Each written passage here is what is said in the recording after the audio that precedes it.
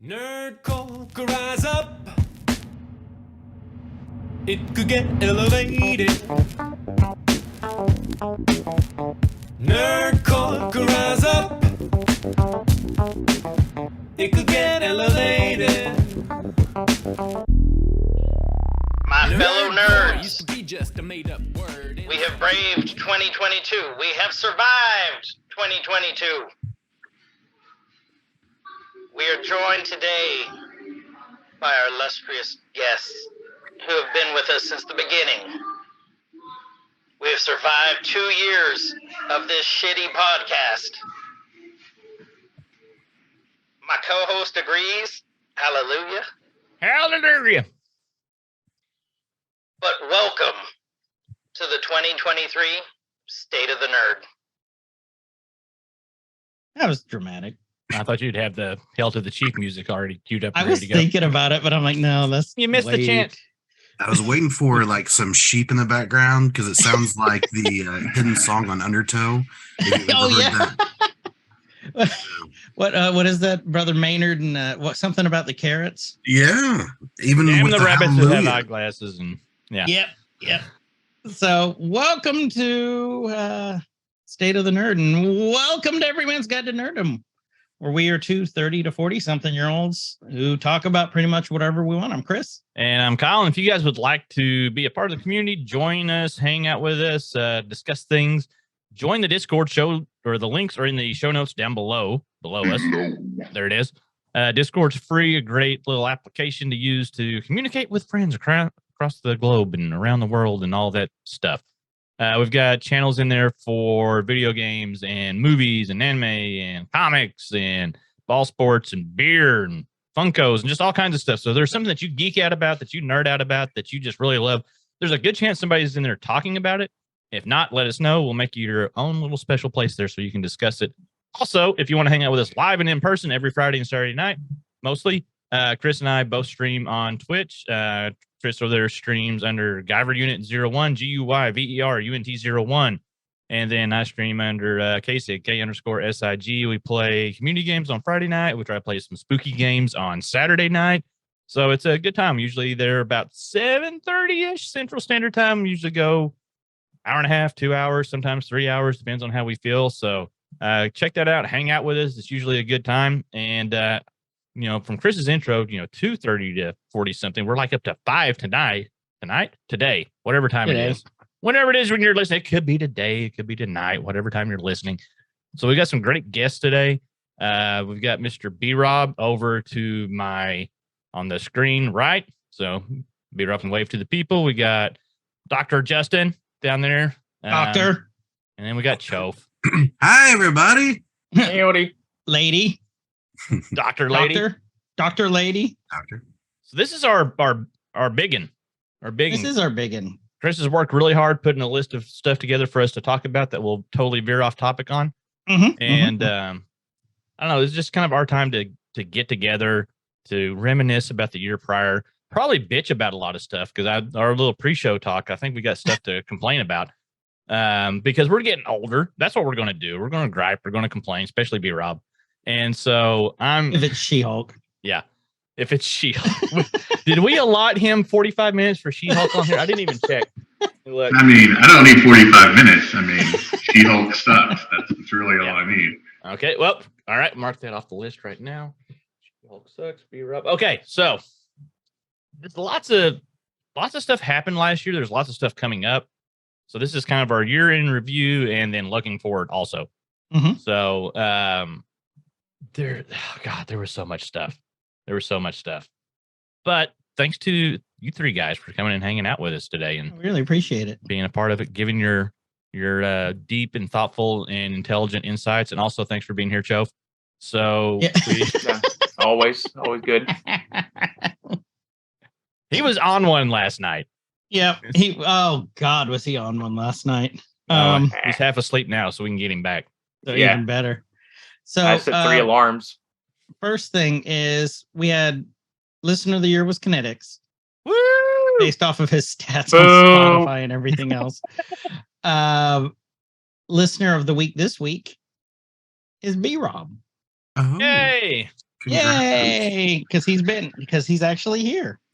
Choaf loses again. Dang it!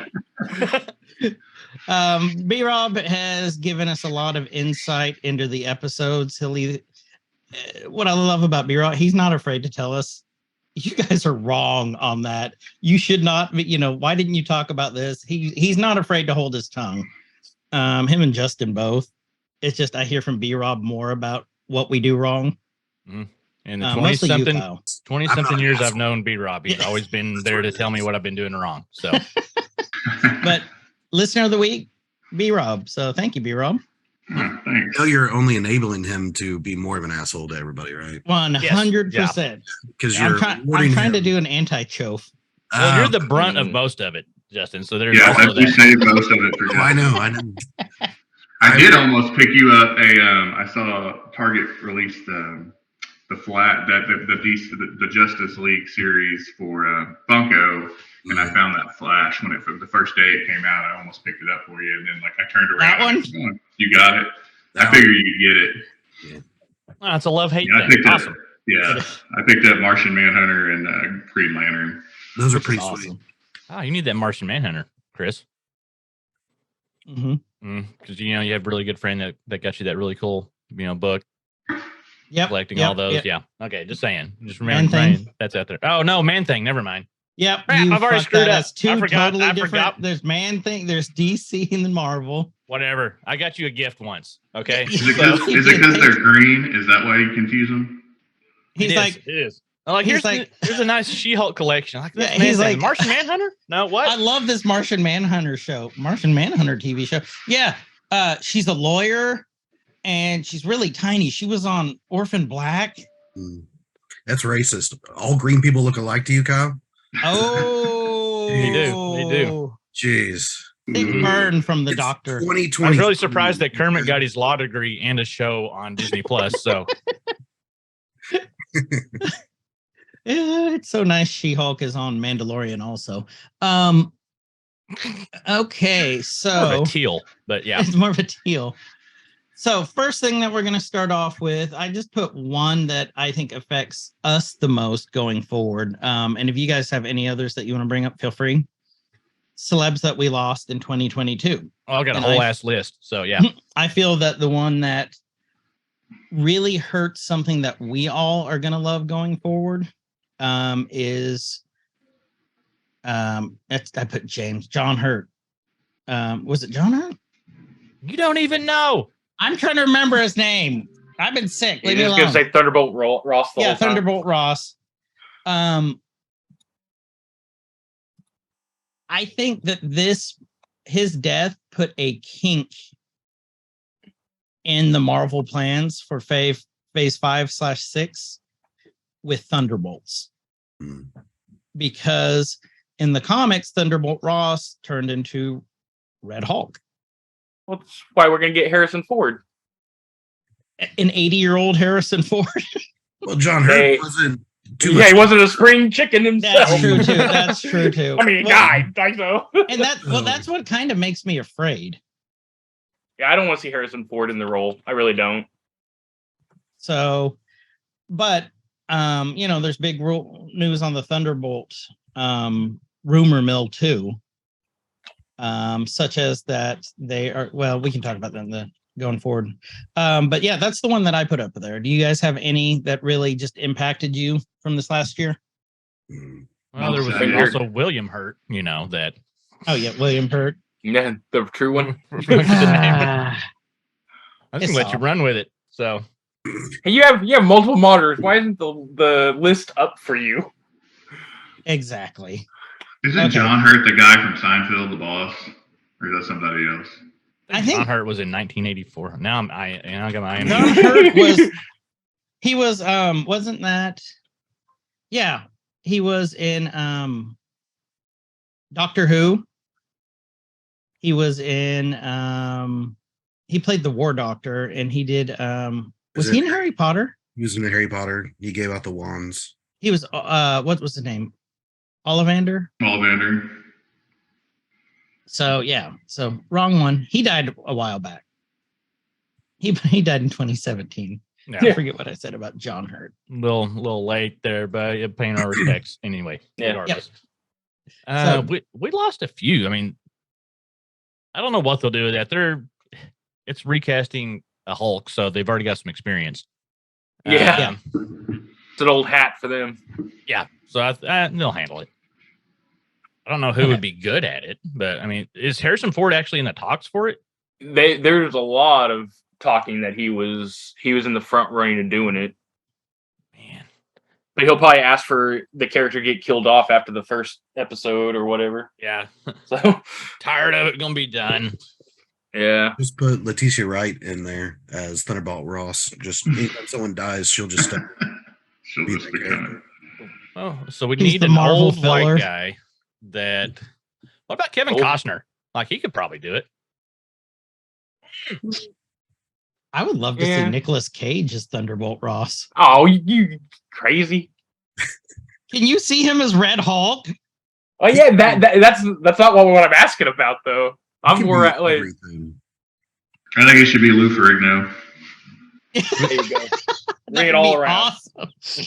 I mean, could we get like Tommy Lee Jones? Maybe that would be cool. He's old, but he's still hanging in there.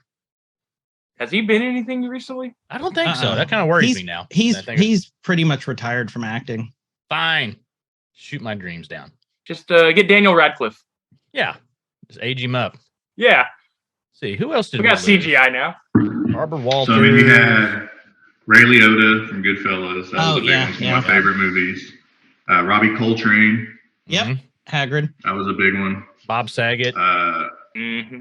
Taylor Hawkins from Foo Fighters. Yep. Yeah. Bob, we lost a host of comedians, that old school comedians I loved. Yeah, Gilbert Gottfried. Gilbert Yeah. Godfrey, Bob Saget, Louis Anderson, Leslie Jordan. Yeah. Yeah. Leslie. Yeah. Oh, that was a big one too. Yeah. Well beloved little Old man. Leslie Jordan So with my sassy. business associate Benji. Mm-hmm. Coolio. Okay, for about Coolio. Oh, I forgot Hey, about. we lost Coolio. Anne Heche. Mm-hmm. James Caan. Yeah, Well, I forgot about Con. It's so funny how you forget about, like, it hits you and you're like affected by it because you feel like you know these celebrities, but then like later on, like a couple weeks later, you're like, oh, that's right. That's right. They died. Yeah. Like, well, because you're just used to seeing like they pop up in things still, because they're forever there. Meatloaf. I forgot Meatloaf was last year. Oh, You know, like that's Scott Hall. Yes. Scott Hall. I thought it was wild watching Glass Onion, and in the very beginning, because it's supposed to be during the first of the pandemic, Daniel Craig is having a some type of Zoom party, and one of the people in there at the top left was Angela Lansbury, and I was like, oh my god, because she died, early October. That's right. She died just before her birthday too, didn't she? Right? Yeah. So 97, good for her. we lost the Queen. Yeah. The Yep. Queen. Yep. That happened. Kirstie Alley. Yeah. Loretta Lynn Those and of us Naomi Judd. who grew up on Cheers, that was a big one. Yes. I always like Look who's talking. Yeah. Look who's talking. There's still a couple of Star my Trek. favorite movies. Olivia Newton-John. That was a weird one for me. Your first sexual awakening. Yes, that too. Irene Cara, one of my favorite singers. James Oh. Caan. James Caan, yeah, BRob Oh, already mentioned that. Cool Wait, story, about bro. this hotel. Cool story. Sorry. I'm going through. I'm trying to. But what about William Hurt or John Hurt? What about him? Yeah, Oh, yeah. John One of Hurt, those. too. All the Hurts. A big one for me that really hit close to home because I grew up on him. Jason David Frank. Mhm. Mm-hmm. Oh yeah. And and he's basically he was close to all of our ages. So by suicide. So Your guys' age. Unfortunately, quite a few of those this year. yeah. Mm-hmm. Yeah. What affected me the most was, I mean, just personally, it's probably Taylor Hawkins for the Foo Fighters, since I traveled to watch them. I mean, so knowing that I won't ever see that, I doubt they play again as the Foo Fighters, so he might do something else. But so that was the big one. I mean, I've seen them like 9 times. That And Did we yeah, s- that was a big one. Did we say Kevin Conroy already? Oh no. Oh no. No. Yeah. That's- So that's a huge one in our Yeah. community. Mm-hmm. The arguably the definitive Batman voice. Yep. Mhm. Paul Sorvino. Yeah, there's several actors from like The Sopranos and Goodfellas. Just all of them. So yeah, there was a bunch that hit us. Justin was the one that hit you more than others. Every time I was about to say one, BRob would say it. So but yeah, we're on the same page. But yeah, the Taylor Hawkins was so unexpected, and because Foo Fighters is definitely for our generation probably one of the most influential bands, and having him just at a young age now to me at 50 because I'm less than a decade away from that, so it's just crazy when people like that pass, and it's not necessarily when they're not sick, when they're not it's not a long drawn out thing. So Right. Well, and you just don't see talent like that anymore. I mean, Kat, the first concert I took her to watch them, she was not a fan. And then when he gets off the drum kit and then can pick up any instrument and then take over singing, I mean, you just don't see that level of talent much anymore. I don't know if people have gotten lazier or what it is. I mean, and he just seemed like obviously I never met him or anything, but every interview or anything I really ever heard of, he was a really humble guy. yeah, for sure. That's what I heard too. Kyle, this is your part here. Okay. Well, just the main topic. I wanted us to have a good discussion about trends that we're noticing. And we hit this a little bit pre-show, so we can really get on it now. Things that we're noticing on movies, TV, etc. Things that are starting to change and happen. And my big thing, and I'll go ahead and kick it off so we can have some conversation on it, is mostly revolving around, a lot of it is stemming from us having Disney Plus and streaming and stuff on demand really quickly. Are that there's so much content coming out right now that, like, as I was going through our flow and looking at all the movies from last year and all, that, like, and I got to watch like maybe half of them, maybe, and just so much content. First, it's hard to keep up. There was just off of our list, and our list isn't even a comprehensive list of stuff to go over. Mostly DC, Marvel, Star Wars type stuff from last year. There's like 20 movies, 11 TV shows. We got 5 new things coming up from DC. Marvel has 8 TV shows coming up, possibly 5 movies. There's possibly 6 things from Star Wars coming out next year. That it just almost, like, there's so much stuff. And I had that fear of, I've got FOMO, fear of missing. Like, I don't want to miss this stuff, but then trying to find time to, like, okay, well, am I just going to binge it? Now I'm going to be behind. There's that side of it. And then there's also kind of the quality side of things, because this is our 2-parter, my rant of it. When we first started seeing stuff coming out from Marvel and Star Wars and stuff early on, Star Wars is still holding in there pretty good. We were getting like blockbuster quality production from these relaunches and these new properties coming out, or these new series coming out off of old properties, and like it was exciting and it was fresh and it was new and it looked really good. And then it seems like it's slowly getting watered down a little bit. And not necessarily from all these franchises, even the newer stuff coming out that we're kind of excited about. I started watching Willow, the TV series, the other day. I've made it through 1 episode, and I was super excited about it because I love Willow. But I had that expectation of like blockbuster quality production, and there were times it felt like I was watching a Saturday morning special with the way the set looked or way everything. Like, it just wasn't, like, it was good, but it wasn't like blowing me away like I was expecting it to. And so it feels like there's just so much stuff coming out that a lot of it's getting rushed. It's gonna be hard to keep up with all of it. And I kind of want to hear what your takes on that, and what you guys think. Let's start off with basically the way my screen set up is square, so we'll just start off on the left. So we'll start with BRob. I mean, I think you always have to keep your expectations in check. You know, when you see something you're going to be really excited about, that's going to be a Disney Plus series, and not the movie. I mean, the quality's not. I mean, the parts you're talking about, like the big sets and some of the production quality, is not going to be the same. I think the challenge becomes, and has been in my mind, not only the writing, but the constant change in mindset, direction, leadership, where, you know, you're like with Marvel, and this is the thing I say all the time, and you guys are sick of hearing about it, is just, you know, the comedy. You know, there are characters that were comedic, and then I feel like there's a lot of forced comedy. And it is, I don't know if it's to reach the masses, if it's to change the story, change the narrative to be more appealing to the masses. But like I do truly think She-Hulk. I love the actress. I love all the actors. I really thought there was something there, and it just turned into Thor: Love and Thunder on me. And it's just something I could never get over, because that's not what I feel like. To me, it can't be explained how that was going to push her narrative forward to be an Avenger.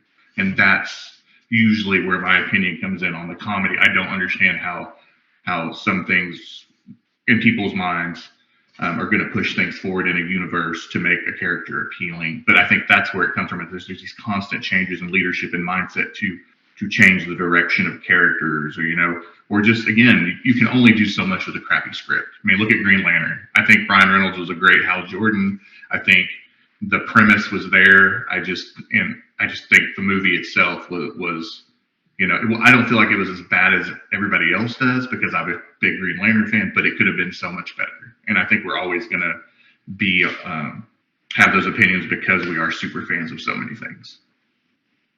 Do you think that, on that note, do you think that hurts our opinions sometimes?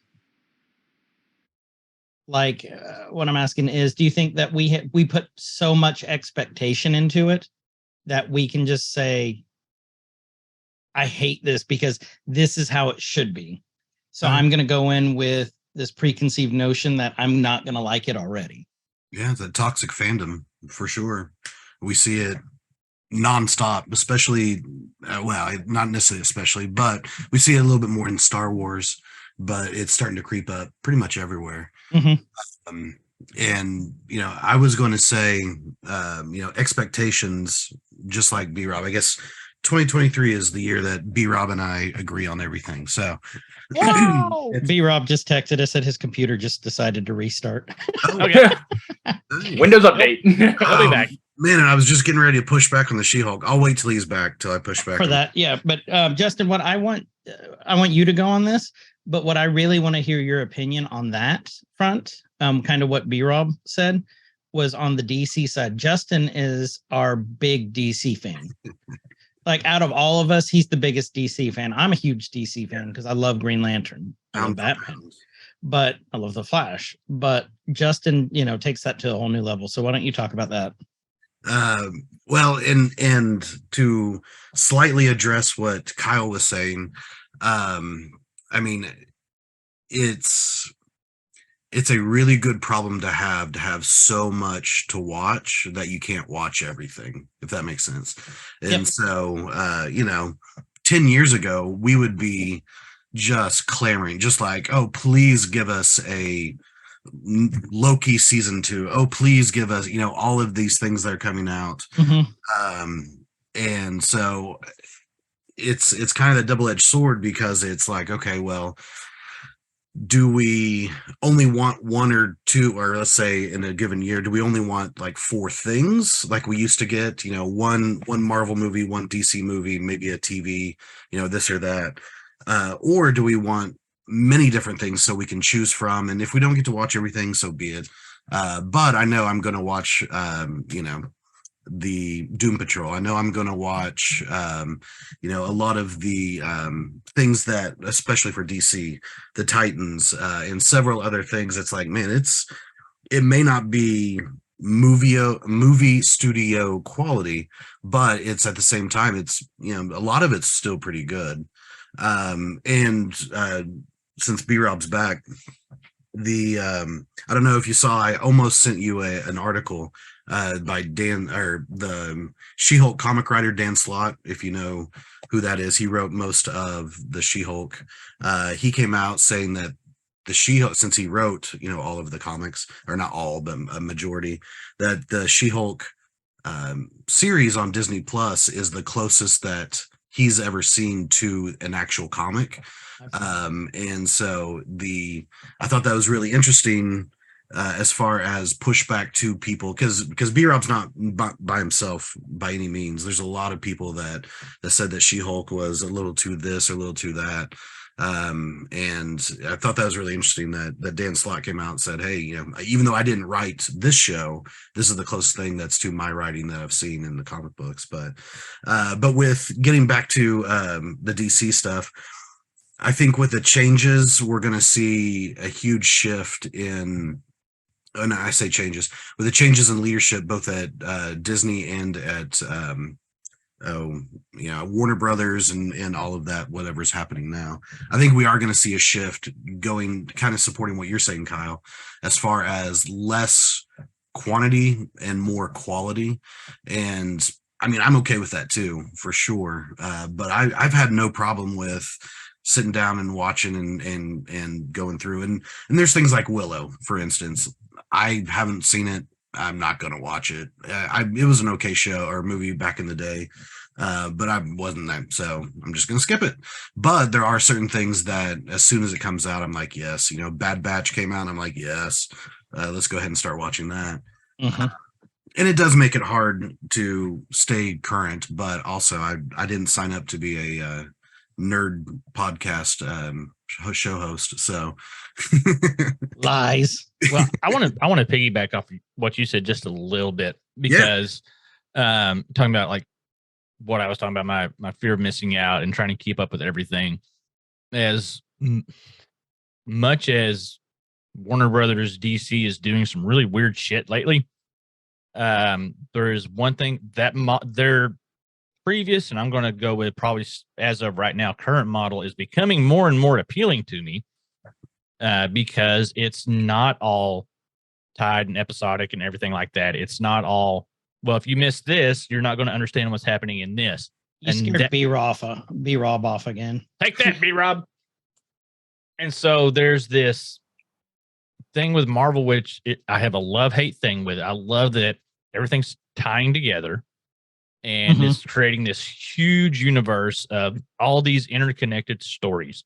I mean, Marvel's got almost this whole kind of almost anthology type thing. Like, it's all tying together in some shape or form. But me trying, in my mind, being a completionist, it's hard for me to watch something if I've missed something that happened in between. And so then I got to go back and rewatch it. And I feel like I have to do that with Marvel, or I'm going to miss out on something cool and important. But with DC, I can just pick up something and watch it. And it doesn't matter in the great grand scheme of things, because we may have 7 new Batman movies next year, and they're all different Batmans, and 12 Joker, and I can just pick one, like, okay, I like this one, I'm going to watch this one, because it doesn't tie into everything before.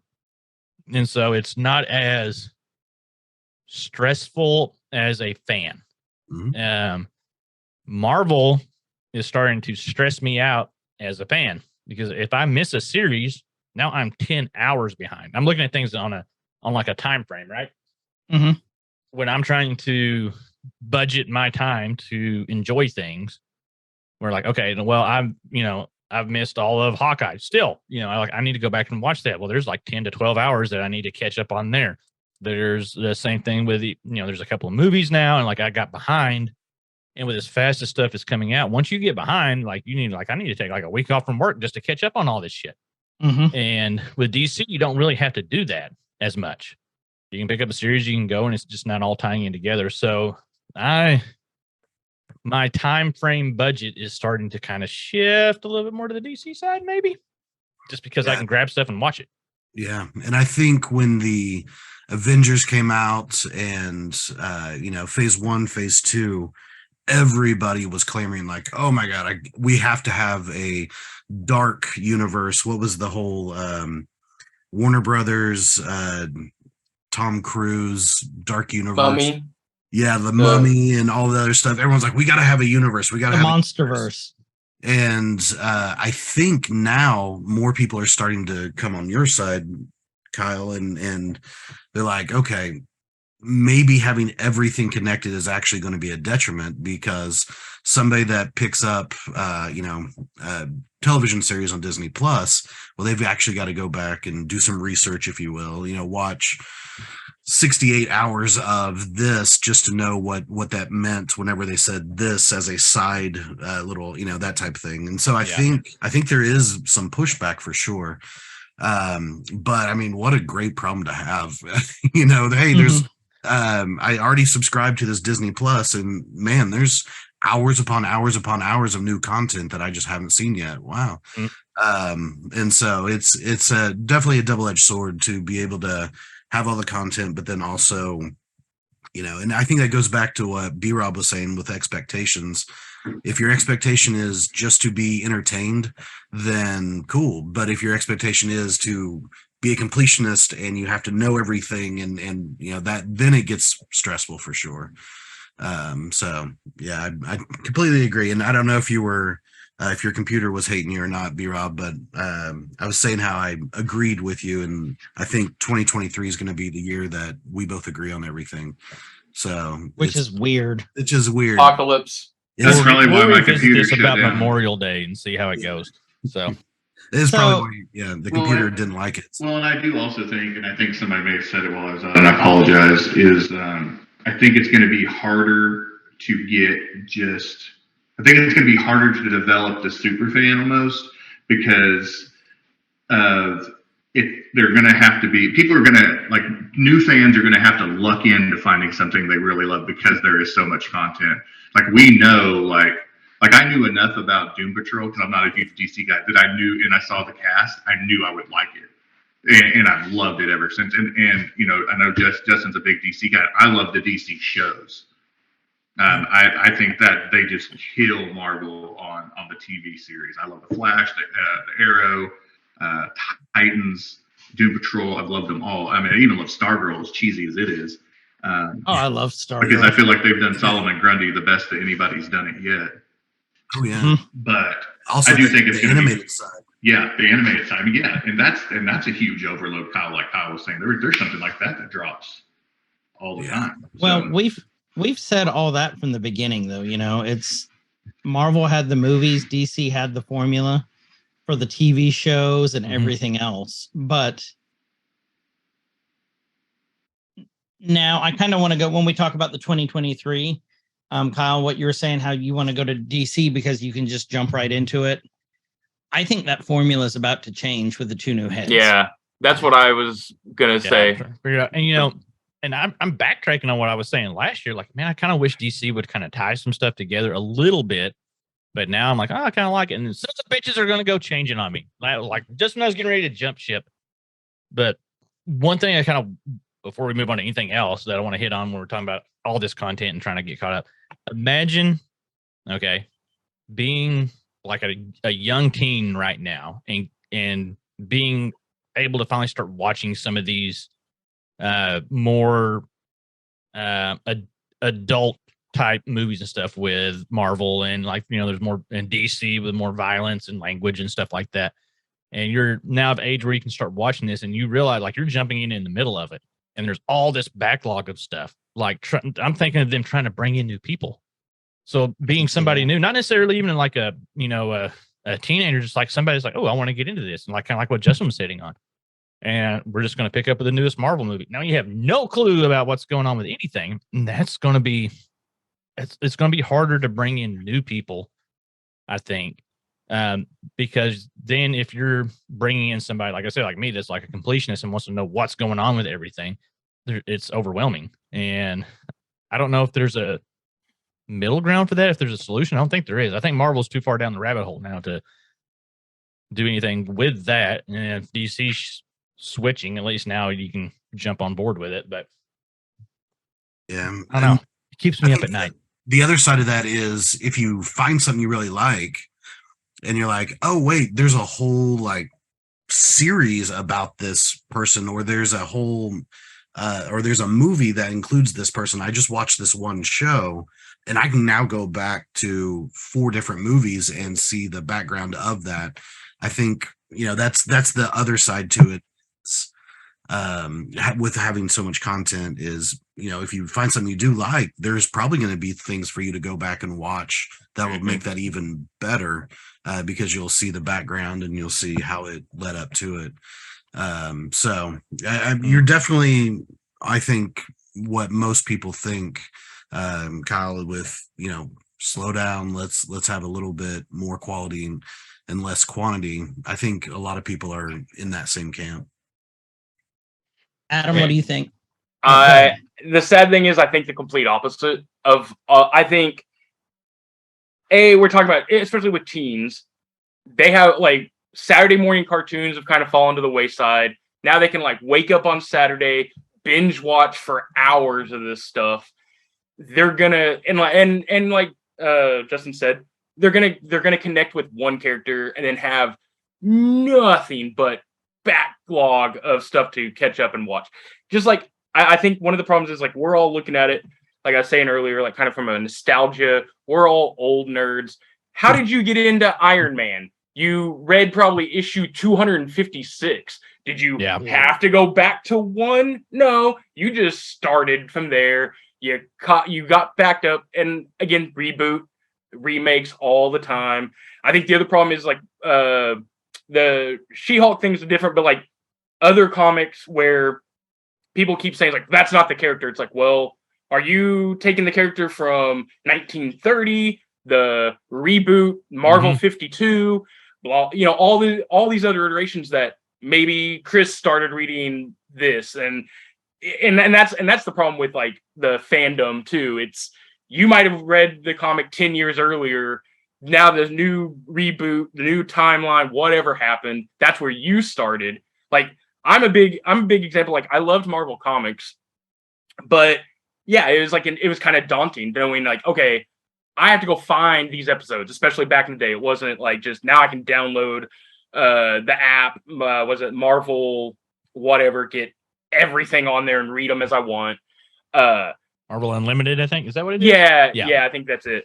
But yeah, back in the day, I'd have to go to Wizards Asylum and try to find some back ones, and you weren't finding number 1. You're like, never finding number 1. You're still not finding number 1. It was behind or it was behind the shelf, and it was like a $300 price tag back in '85. So yeah, no one's reading that. And so literally when a lot of this, like when a lot of the Marvel artists jumped to Image and they created Image Comics, I started number 1 Savage Dragon.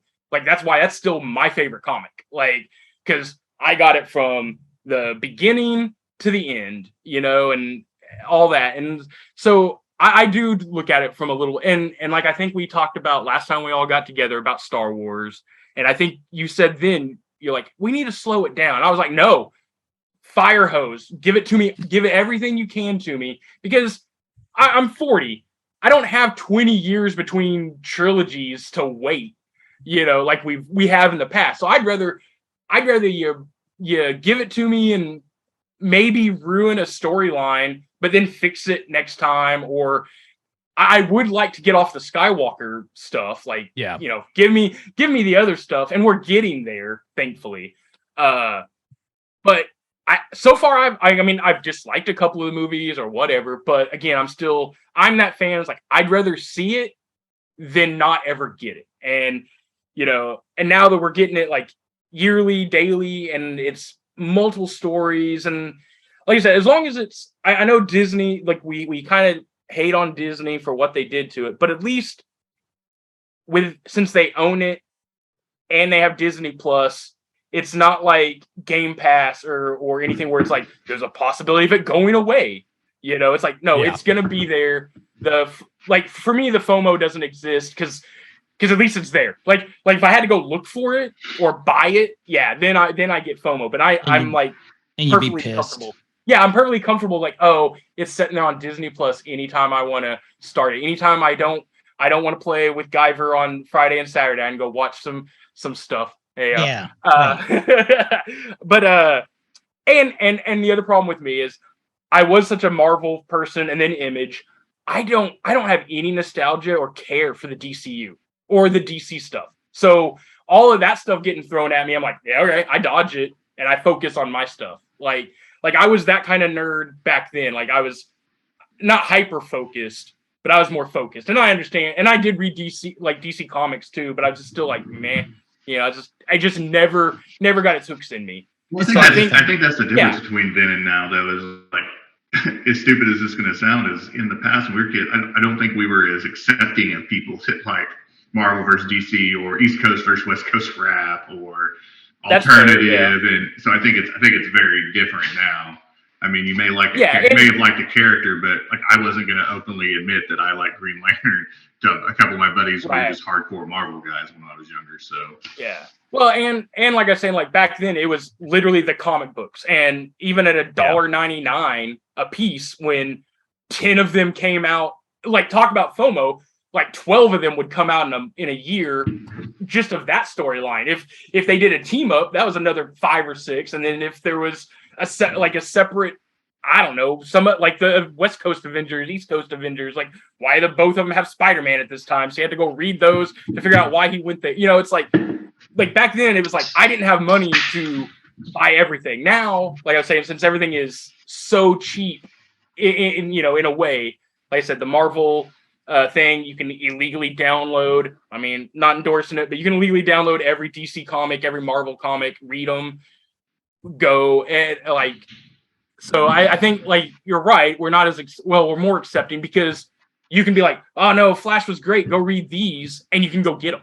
Like you can be like, yeah, it's like, yeah. So like I said, I'm just the opposite. Like I said, like with a lot of the Saturday morning cartoons and stuff like that, I think this is the kids' Saturday morning cartoons. And I mean, we're getting cartoon. Was it X-Men 97? X-Men 97. Yeah. So it's like, so we're bringing that back to the kids. And like I said earlier off the recording, how it's like nostalgia hits us, but nostalgia has no bearing on kids.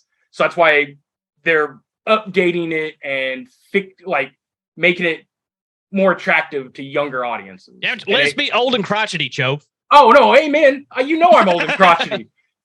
I'm just trying to be nice, but I like at this point, I kind of, like I said, like I am being the devil's advocate, I guess, in a way, but I disagree that I want it all. Like I said, like I want it all. Like burn me out now, so I don't have FOMO when I'm 60, and then they, 60 or 70 on my deathbed, and they say, hey, the new Star Wars is coming out next or in 2 years. I'm like, well, I'm dead. It's like, like I'd rather get it all now than be like, well, we got to put this on the back burner for 40 years until it's new again, and then I'm not even necessary. But yeah, I do. I want to hear, like, you could put out 50 new shows about all the bounty hunters, like. I would actually love that. Yeah, I would watch every one of them because that was the only books I read was about the bounty hunters of the Star Wars universe. And like, yeah, would it fit the books? Tales from Jabba, what was it? Tales from Jabba's Palace. Yeah, there's a couple of them. Like, yeah. So, right, so like I said, I'm grudgingly, I'm going to agree with Choaf. And what that made me think of was Doctor Who. And so like my doctor is David Tennant, but my kiddo's doctor is Matt Smith. And I think it's all about your entry point and what you first started watching, that becomes yours. And so that but it all works together. The whole Doctor Who series works together, so it doesn't matter where you come into it. You can watch back episodes and be like, oh, this is how they got to that point, or you can just start at wherever you are and just enjoy that forward. So yeah, I think I think I'm more in line with Choaf than I am with Kyle. So well, I'm shifting now. Easily influenced. I mean, I see both sides. I do see both sides. Yeah, I see both sides. I just don't want to be laying on my deathbed screaming, "I hate you, Lucas," or whoever, for ruining something I've loved my entire life. You know what I mean? He'll be dead by then. So if there's 50 things, I'd like to see 25 that are high quality. But that's also high quality to me. It's not high quality to Justin. So, or high quality to Choaf. So I mean, it is. We're all as super fans. It's always going to be one of those things. I love that I always have something new to watch. Yep. I do love that.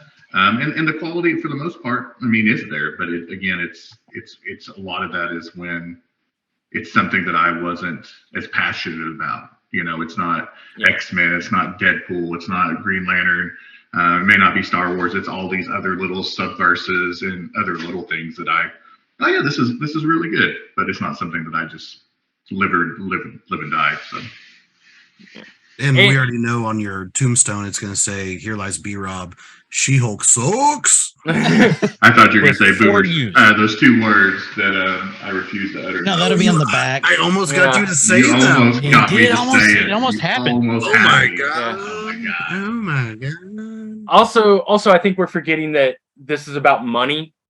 So and Always. keeping these streaming services, Netflix is hitting that. They don't have enough influx of new stuff anymore. So people are, well, there's other reasons people are canceling their subscriptions to Netflix. But I think understands that. This is all canceling the shows like Yeah. a day after they release. Yeah. And so I saw the other night. Like when they do that makes me not, honestly, it makes me not want to finish the series, because it's like, what's the point? Why? Like, if I knew it was going to be a limited series, cool, I accept that. But then I'm like, okay, I'm actually starting to get into the show. We're halfway through. And then it's like, oh, and now there's no possibility of season 2, like Constantine. Yeah. I loved that one. And then they canceled it, like halfway through the series. Swamp Thing is another great example. Back when the DC channel was there, I got almost all the way through it. And then they're like, oh yeah, it's canceled. It's like, I don't want to finish it. Yeah. Like, I just have lost all desire to finish this. There needs to, and like I said, like that's the only FOMO I've ever had was like the Netflix Marvel series, like when Disney bought it, and it was like, these are going away and never. And I'm like, I did like some of them, but now they're legends. Yeah, and then now Disney has them, so it's like, okay, and the circle's complete. I wouldn't personally mind seeing some more like close-ended stuff, like we were talking about, like limited runs. Like, this is the story and it ends. I would totally be okay with a little bit more of that, like not total shifting to that, but just some more of, okay, like here's a story from beginning to end, and that's it. And it doesn't necessarily have to be like Marvel, DC, or whatever. I would be happy with some more things like that you can, watch like over Moon a weekend. Knight. Yeah, like Moon Knight, or just some self-contained stories. Yeah. I would be happy with that too. Like the what ifs. Yeah. Like the what ifs. Is the Watchmen for DC. The Watchmen, they had one series, one season, and it was probably the best TV, honestly, I've ever watched. I mean, it's so good, and it's also set in Tulsa, so futuristic. But Damon Lindelof didn't feel the need for season 2 because that first season, or that one lone season, was so good. And if we can do, and I think that goes back to your quality over quantity. If you write it really well and it's that good, it can stand the test of time. It can be by itself. You don't need a second season. And that's honestly why I was kind of, even though as much as I loved Loki, I was kind of hoping it was going to stay as one season because it was such a good season. And then of course season 2 is coming out here soon. They just left that on too much of a cliffhanger. If they would have changed the ending, and it had been, I 100% agree. But also there needs to be, like, I think one of the problems is like, they're measuring success on these streaming shows by subscriptions, I think, more than they are viewership. Like, if everybody on Netflix watches this one thing, they're like, oh, but no one new signed up to watch it. They're like, well, it's not making us any money. And I think that's a big problem with all the streaming services to begin with. They're like, oh, you put it out and then you're not selling it on a DVD, or if you do, it's $50, $60. So you're forcing them to go get a subscription. Yeah. I think what you should do is you should make it, and then maybe before you say you canceling it, make the DVD or Blu-ray and make it like $20 and see how well it sells. That will show you how much interest there is actually, Keeping you know, it around. yeah, because it's like most everybody I know either already has all these services, so anything new is not getting us to sign up, and the few people that don't have it literally is like, oh, this one thing, hey, can I come over to your house and watch it, or will you give me your password until they completely block that out? It's like, yeah, it's like I don't have Disney Plus, I'm borrowing someone's password, and it's like, and they borrow my password on something else, so it's like there's that. So once they crack down on that, they'll either make us all mad, or we're all finally sign up for it and they'll make $1 bazillion, or more illegal downloads will happen. Like I said, like them coming out with it, I think is their problem to deal with. How can they financially support it? It's good for us because we got plenty of stuff to watch. Yeah. But I mean, all these streaming services are starting to put in commercialized versions of their stuff. It's like, Which it's pisses cheaper. me off. It only pisses me off that they're raising the prices and then like Giving us the commercials with it.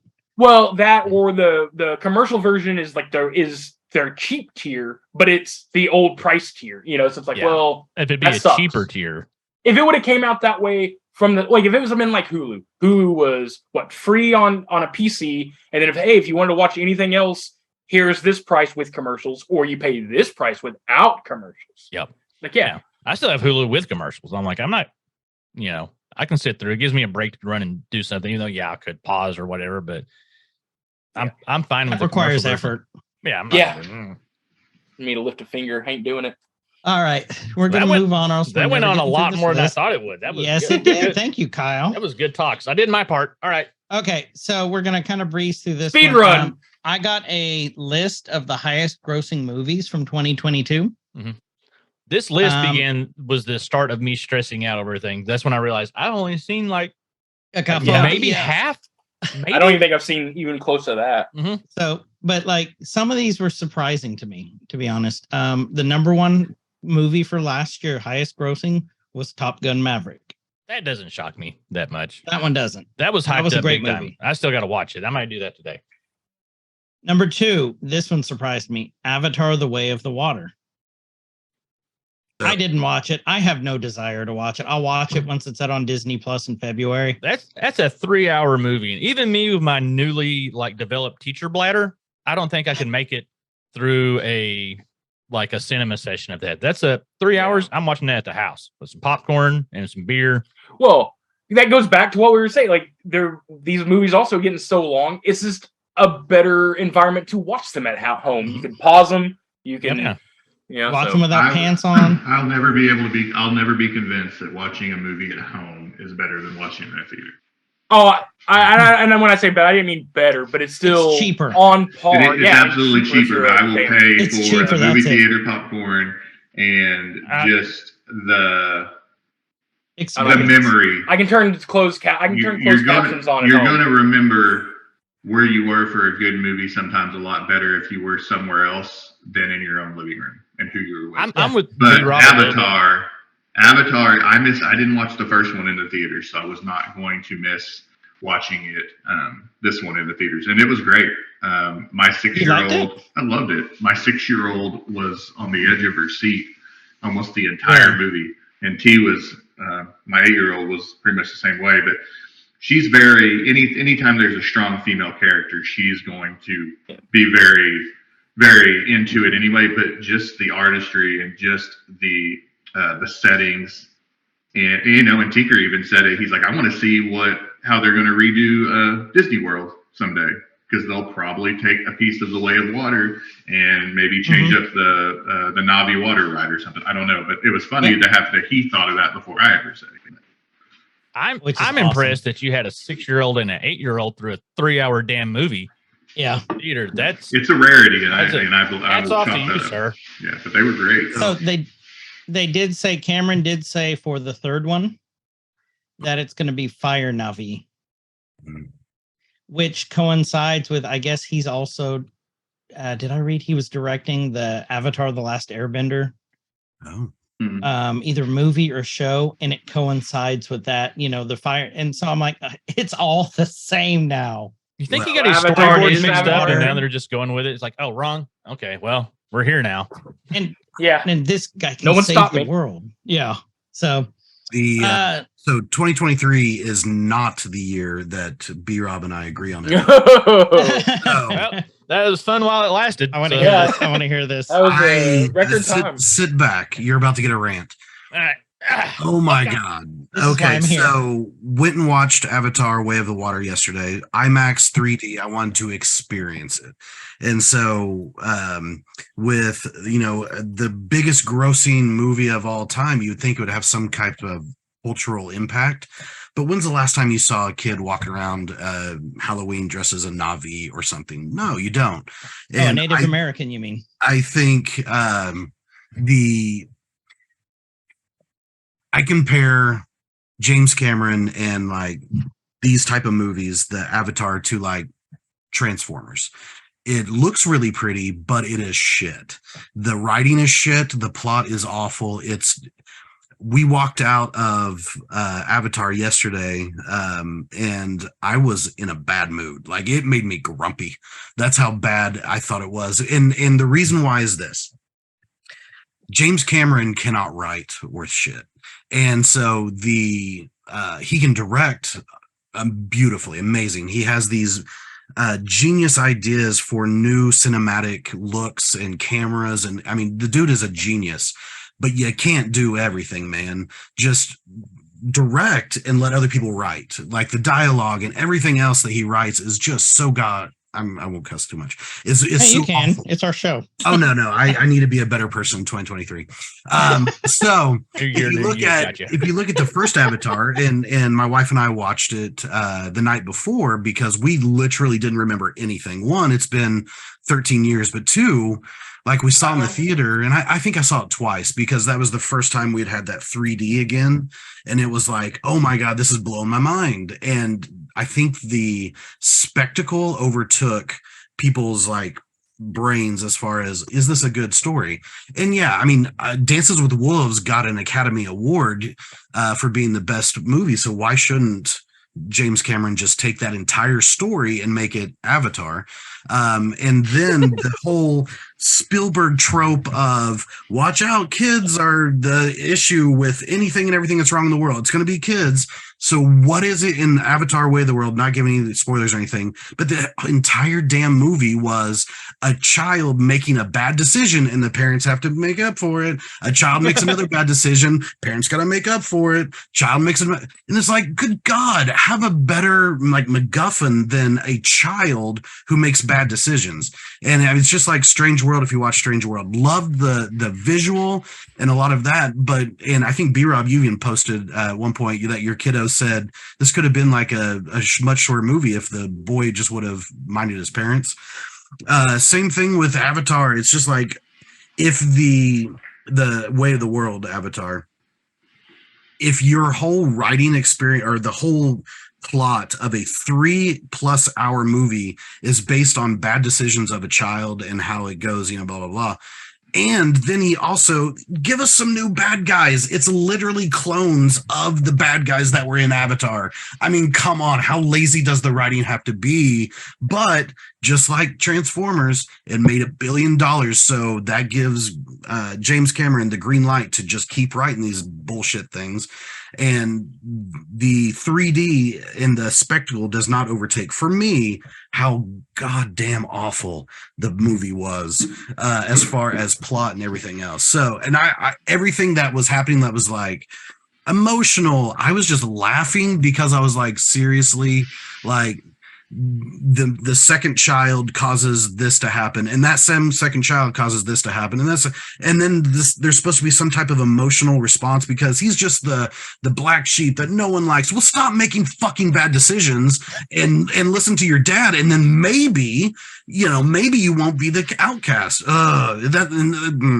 So anyway, Avatar Way of the Water gets no stars for me. So What I got out of this, Let's say one. Justin Gotta give it a hates kids star. in movies is what I got out of this. Yeah. The best part, no, I want to hear this from BRob because I am watching this entire time. Justin's going on this rant.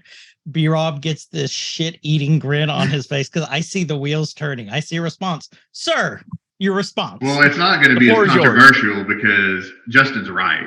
I mean, we're still in 2023. We agree. We agree. Holy shoot.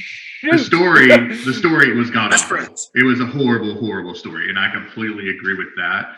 I think, like I said, I think a lot of why I enjoyed it is because I missed the original in the theater, so I just enjoyed seeing the artistry and the imagination and everything unfold on I that could huge see screen. The story was shit. I thought the first story was shit. It was Dances with Wolves with blue people. Yeah.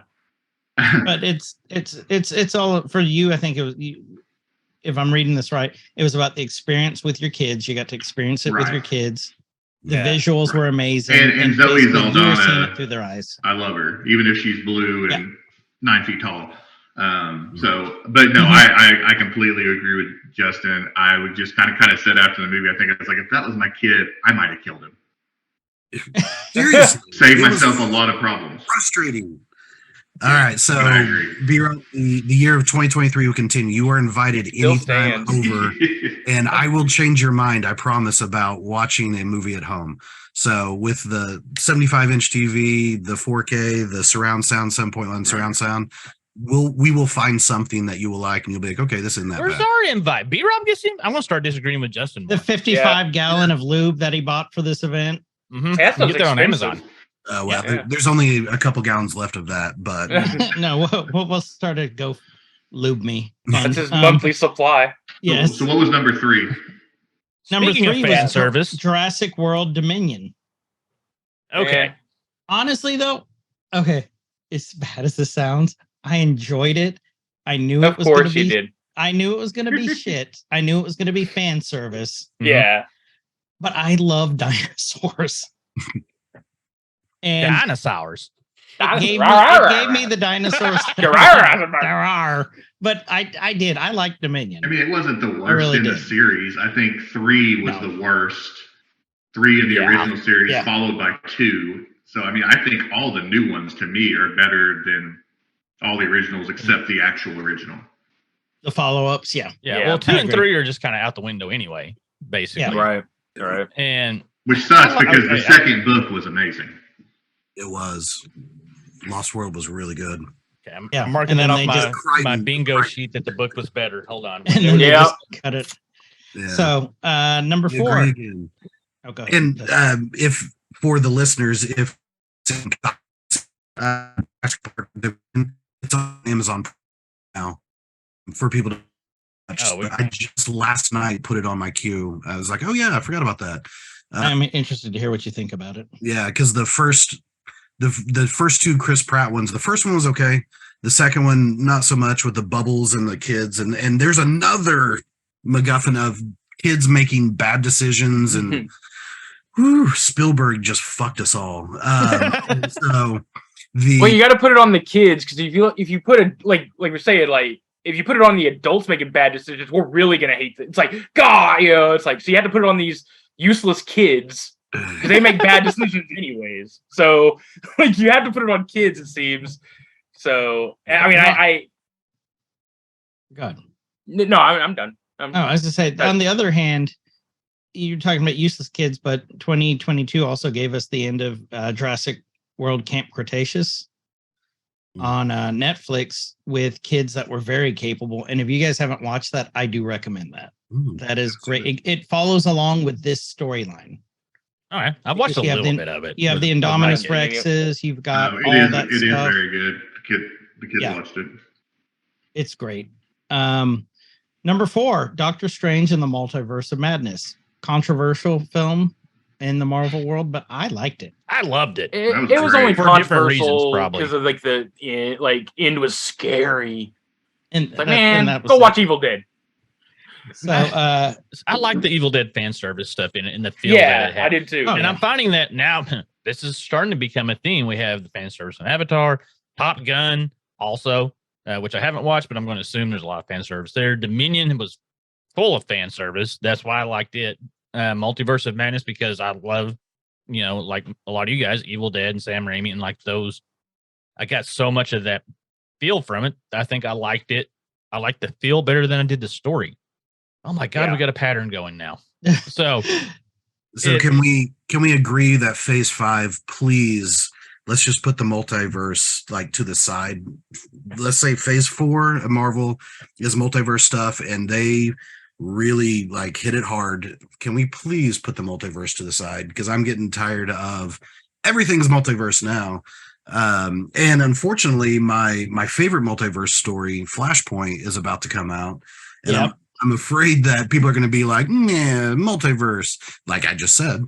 When the best one is going to be coming. Well, actually, I haven't seen the movie. I don't know what they've done. The actual Flashpoint Paradox comic run is amazing, and the animated. The animated was good. So really, is that the or is a Miller one? Is that Flashpoint? Yes, it's okay. It's going to be a playoff of Flashpoint because Michael Keaton's Batman's in there, and several others are going to be in there. And there's rumors that sorry to derail. No, you're not. This is the show, there's rumors that this is going to tie in the Snyderverse to the new James Gunn DCU. That this is going to be the tie-in to go from that one to the new. Haven't seen anything confirmed, of course, about with writing and all of that, but we'll see. That'd be brilliant. That's a brilliant way to segue to the new 52. No. Yeah. They need to fire Miller. Like, it's BS. Yeah. They're not going to have to fire him if he goes to jail if he gets convicted. He needs to be fired. Cause like I heard, it's like, well, if he keeps his nose clean, he'll be back. I'm like, but then as soon as he's done, he's going to go back and do it, and you've got the bad publicity again. Like, just fire him now. Like, or have him for like 10 minutes in this multiverse one and have him switch character. Like, literally switch off. Come in. Yep. Do something. Get rid of him. Have the TV Flash come in because everyone loves him. Mm-hmm. Yeah. I was like that's kind of why I dislike Chief. I actually did watch that one, and then when they were like, "Oh, this guy," I'm like, "Meh, give me this guy back." I want to see enough of the multiverse moving forward just to continue to see.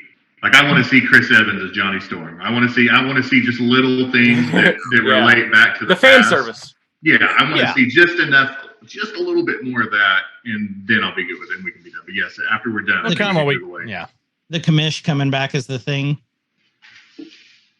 Yeah. So just little tidbits that don't derail from it. Yeah. That, like I was saying, like, oh, now I gotta go back and watch all this shit again because I didn't catch that. Just enough that it doesn't affect the story. Well, one of the best things I think of is in the Flash TV series having John Wesley Shipp as Jay Garrick. Yes. I mean, it's those type of little things that or having Michael Keaton as those are the ones that you're not trying too hard and you're making it relevant and making it really good because it's what people want to see. Yep. Next up we have, and we may get Chris Evans as Johnny Storm with Secret Wars, the way things are looking up, because of all the rumors swirling around and who they've already confirmed. That's my biggest fear about that, though. They're going to try and just overload it. Yep. This can't be. I mean, you can have one end game with everybody. I don't know if they could pull it off successfully again. And I don't think that I'm with you. I'm completely with you on that. Next, is Secret Wars going to be a series or movie? Okay. I was going to say one movie. They've changed some things over from series to a movie. No, it's a movie now. It's a series. As of right now, it's a movie. Yeah, like Armor Wars is a movie now. So Secret Wars, the rumors around the mill. BRob and I were discussing this earlier this week. The Beyonder is supposed to be the big bad, which that's spot on. Mm-hmm. They have confirmed Tobey Maguire is Spider-Man. Mm-hmm. One of the Spider-Men. They have confirmed Hugh Jackman is Wolverine. Okay. And in talks for 2 Jean Greys is Sophie Turner.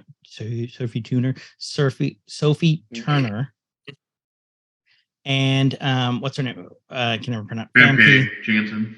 Famke. Yeah. She's supposed to be back as Jean Grey also. So it's going to just do the whole mashup and then okay. I mean, that's what Secret Wars was, in the comics. So we'll find out, see how it goes. We're going to kind of breeze through the rest of these movies here so we can actually move on. Minions: Rise of Gru, Black Panther: Wakanda Forever. Loved that movie. Still gotta watch it. With I know. Justin, we may have cried at the beginning. and we'll see if my prediction is still, because if you listen to our last, I think it was the last Stay of the Nerky, I said, or Stay of the Nerdum, that I think what Black Panther 2 is going to be the first Marvel movie nominated for best picture Oscar. And so we'll see if that, because now that I've seen the movie, I feel even stronger about that prediction. So, I agree. Next, The Batman, which was probably one of my favorite Batmans that has come out in recent years. I loved that it was as good as it was with all the hate that they were catching at the beginning with Robert Pattinson. Like, oh, we're going to have a sparkly Batman. I'm like, okay, I'm going into it with open mind. I think I went and watched this by myself, actually. And I freaking loved it. Like that was the Batman. You know, I've said it before. This was the Batman I've been waiting on for a while. Yeah, and we got it. It was great. Every casting of Batman has had the toxic hate. I mean, from Michael Keaton all the way to, and everyone in between. And then also, you know, even the Joker as well. There's gotten hate from. Oh, yeah. The one that's deserved was Jared Leto, Right. who has the record of being the worst character both in the DC and the Marvel. Yeah. So good for Jared. You think Morbius was the worst? Well, The worst of the DC, yeah. I mean, sorry, of the Marvel, yeah. Who was Morbius worst in the Marvel? I don't know. Let me think about that for a second. Okay. But does that even count? Because that's not MCU. That's Sony. No, that's Marvel. still MCU. He's MCU. He's canon. Yeah. He's in the Spider-Verse, which they've already said Spider-Verse is MCU canon. Yeah, they kind of hashed all that out, sort of, kind of. And if you watch the end credit scenes, you'll see Michael Keaton as Vulture and a couple others who are with Tom Holland, who was in MCU. So it connects all of it. Can I just say that I'm happy that we're getting more, you know, Michael Keaton and like Gritty Keaton and stuff. Like I've missed seeing him in stuff. Me too. And like in these types Danny of roles. DeVito So. Penguin. Oh, Yep. Bring it back. Can we get it? We Not need Colin Farrell. Flash fact. Not my penguin.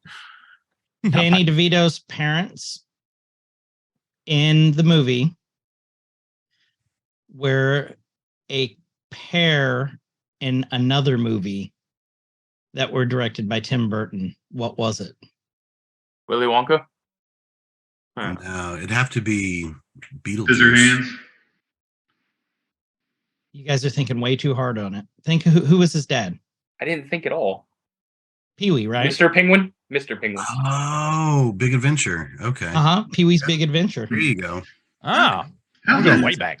We were thinking too hard. You bring out Pee-wee's Big Adventure. Yeah. That's not on the tip of anybody's tongue. Anytime he gets to bring out his Pee-wee Big Adventure, he's going to do it. Don't tempt me. I'm going to start a charity right now. Thor. Did you see this is a total tangent, but did you guys watch the Wednesday, the show on Netflix? I'm 2 episodes in. Really good, but there's a Large Marge reference. So it's the beginning. Yeah. Yeah, watch for the Large Marge reference. You've already seen it, BRob. Talk about toxic hate. I love how everybody was like against the casting of Gomez, and it's like everybody's like, that's how he originally looked. Like, that's how he looks. That's how he looks exactly in the comic. So back off. I love yeah. I do too. I thought he was great as Gomez personally. So okay, next, Thor: Love and Thunder. I know this one's a mixed bag with this audience. I enjoyed it. B-Rob hated it. Justin was on the fence about it. I know Adam was on the fence about it. Kyle's gonna watch it. Yeah, I've started it up so many times. The goats. It keeps happening. Okay, the goats annoyed the shit out of me. Yeah, take the goats out. I love the goats. That was my favorite part. I didn't mind the goats. The first time the goats did their like okay, but then after that, like just like it was annoying. I loved it, but I hated how it was throughout the entire movie all the time. Yeah. Like that goes. I'm on B-Rob's side on the forced comedy on that one. Yeah. So I can get that. Watergate Bridge, Moon Man. Those are Asian directed movies. Fantastic Beasts, Secrets of Dumbledore. Never watched that one. I haven't watched that one yet. It was good. I watched the other two. I watched the other two, so I hate Harry Potter, but I like the Fantastic Beasts. I mean, I just like that world. So I mean, It's a cool world. yeah. I Yeah. mean, it wasn't awesome. I mean, it furthered the story, and But I like Jude Law, and it's a yeah. So we have Sonic the Hedgehog 2. Loved that that one. was good. Loved it. Uncharted, Yeah, Black Haven't watched Adam. Black Adam's great. I haven't watched it. I loved Black Adam. We'll go on to that when we talk about Gun. Elvis, The Good, Bad Guys, good. Bullet Train. Oh, I want to watch Bullet It was Train. okay. I do too. It was okay. It's on Netflix. Yeah. Okay. It's good. I liked it. Lightyear. I really like Lightyear. No. Loved Lightyear. I did like Lightyear. See, I still haven't watched that yet. Loved Lightyear. Too Cool to Kill. And then Smile rounded out the list. I still need to watch that. I want to Wow. watch it. Okay. I'm halfway through it. So Which one was Too Cool to Kill? I don't know. I've never That's the only even one I don't heard of that recognize. one. Okay. Yeah. Mm. But yeah, that was the top rated movies or top highest grossing movies of the year. TV shows from 2022 were kind of blazed through this so we can actually get to 2023. Star Wars universe, we had the Book of Boba Fett. I know a lot of people were on the fence with that. I enjoyed it for what it was. It was all right. Would it have been better? Yes. I The mean, Mandalorian was the better Boba Fett series, stuff. Yeah. So. the Well, I mean, it was people who the knew Boba Fett. Mandalorian expanded is what it was. Book of Boba Yeah. Fett. Right. It was filler. And I liked it for what it was. Yeah. Obi-Wan Kenobi, which I loved, Mhm. which I love gave that us one. arguably the best version of Vader. Oh, That we God. have For seen. sure. If anything out of that, even if you didn't like the show, you cannot deny how good he was as Vader. That was Amazing. so And the girl good. who played so Leia. good. Yes. Oh, Oh, she oh, was yeah. phenomenal. He was fantastic. I hope we see her more. Yeah. And making Um, stupid kid decisions every fucking No, He I- was hour. making good decisions. It's okay Sort if of. it's a cute little girl. It's Yeah. okay. Oh, okay. It was the robot's fault. Yeah, we'll leave it up to little It's Luke. Princess It was Leia. so Come Robot's on. fault. Okay, so Tales of the Jedi, which was phenomenal. I loved how it filled in a lot of things. Yes, it made a lot more sense,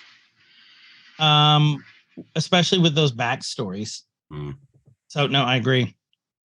And then Andor, which I have yet to finish, but I have heard So good. episode 12, the final episode, is just jaw dropping. Yeah. It's like you hear the Empire, you knew the Empire is evil, but like apparently 12 just solidifies it. I've got to Yeah, finish that- Andor. I'm only two Me episodes too. Like in. right, and I think everybody says like episode 3 is where it gets really good, and I'm just like, I'm already. from what I've heard, it's exhausted. 7. We're like Oh, on okay. episode 5 or 6. From what everything I've read, they said it's episode 7 is where it just hits, and then Okay. from there it just keeps. Maybe going. that's what I need. 'Cause Andor is one of those like I started and then It's super slow. it It was is slow and I didn't super finish, and I slow. just forgot all about it. I'm like, okay, well, Go even ahead, though Justin. Disney Plus is throwing it in my face every time I Go freaking ahead, log Justin. in. Justin wants to say Well, I was something. gonna say, if you go in knowing that it's a spy thriller type Mhm. of, I mean, there's not like in spy thrillers, there's not action. I mean, you have to set up and do all that. Going into Endor, I thought, why do we need this? Because we know how it's going to end. And I loved Rogue One, loved it. It's probably my favorite non 1, 2, 3, 4, type of Star Wars. And I think honestly, Rogue One's better than most of the latest with Rogue One was great. JJ. Yeah. But once I started watching, I was like, okay, it's a little slow, and Mon Mothma, okay, Senate, okay. But man, once you actually watch a couple episodes and you understand the background, like it gets so good. And I mean, it's really, really good. And you want to talk about, I think it was Kyle earlier saying needing some movie quality production and all that. Andor is like, it's right up there with Mandalorian as far as just amazing quality. So I highly recommend it. Oh yeah, the Star Wars shows are hitting the quality very well. It's just, I think it's what I was getting at was like, I think it's some of the other ones that in my mind, I'm getting that expectation of seeing how the Star Wars shows quality has been. And then my most recent entry was the first episode of Willow. And I'm like, but so yeah, maybe I just need to have lowered expectations to get is that going? So 2022 also brought us the end of probably, arguably the most painful of the phases of Marvel, Phase 4.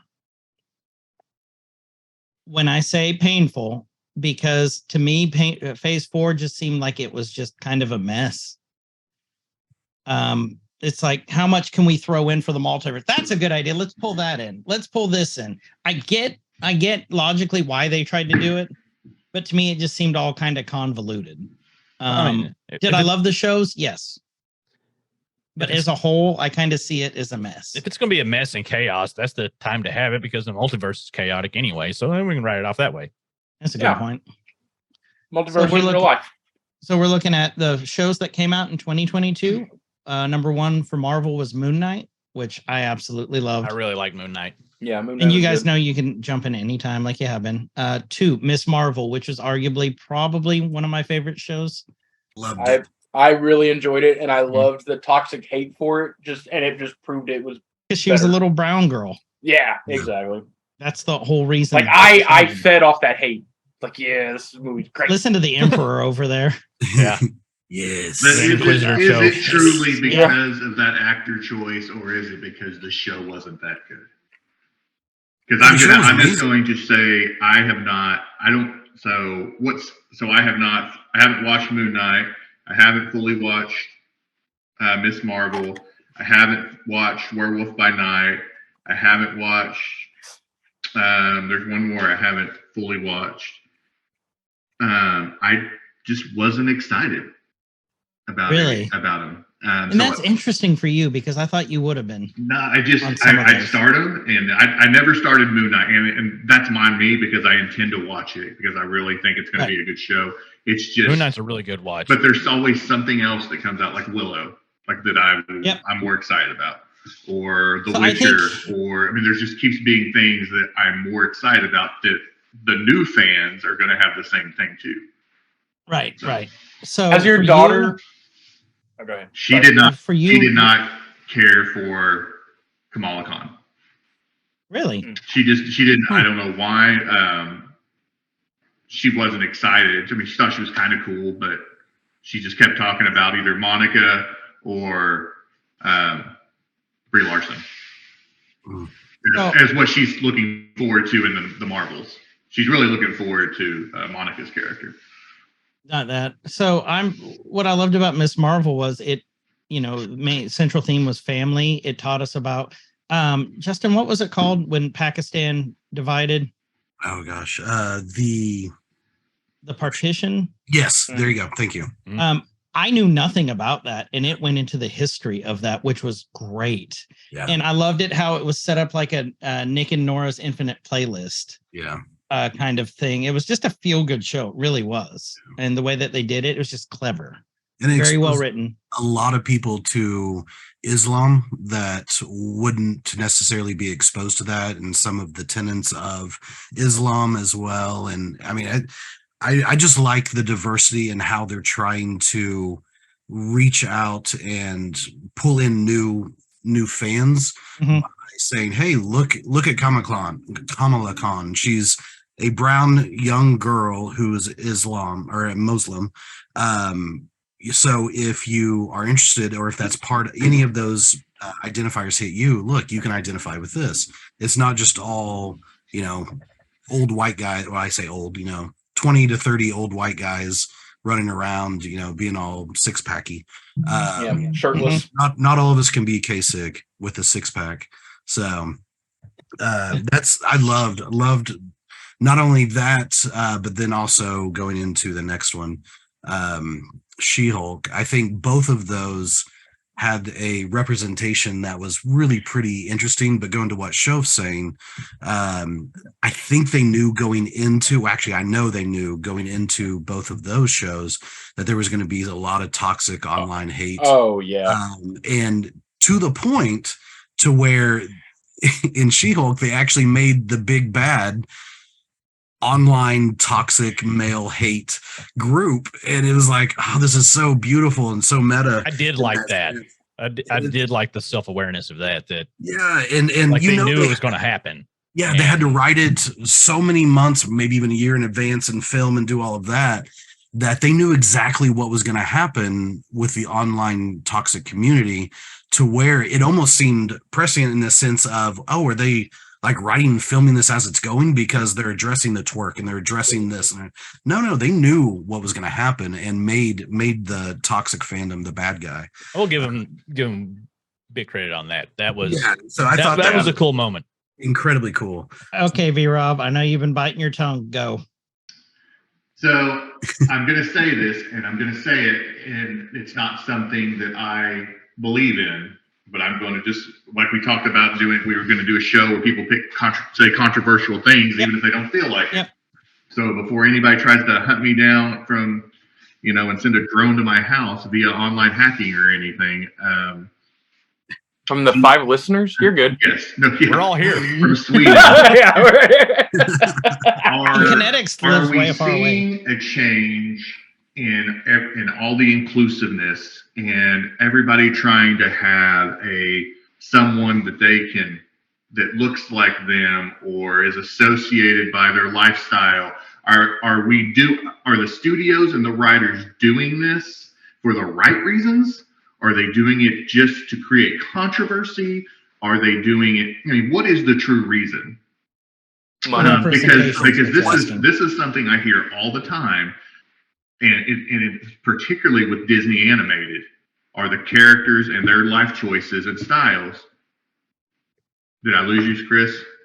No, you guys keep going ahead. I gotta pee. I've had my headset on, so I can listen. Forcing thoughts and forcing things on impressionable minds, so that's kind of two things. But so I'm interested to hear what you guys have to say. I hear it a lot. I have my own opinion on it that isn't necessarily what I'm saying. So yeah. So my question to you is, what's the controversy in having the diversity, either with lifestyles, with different colors of people, or so it's not what the original writing was.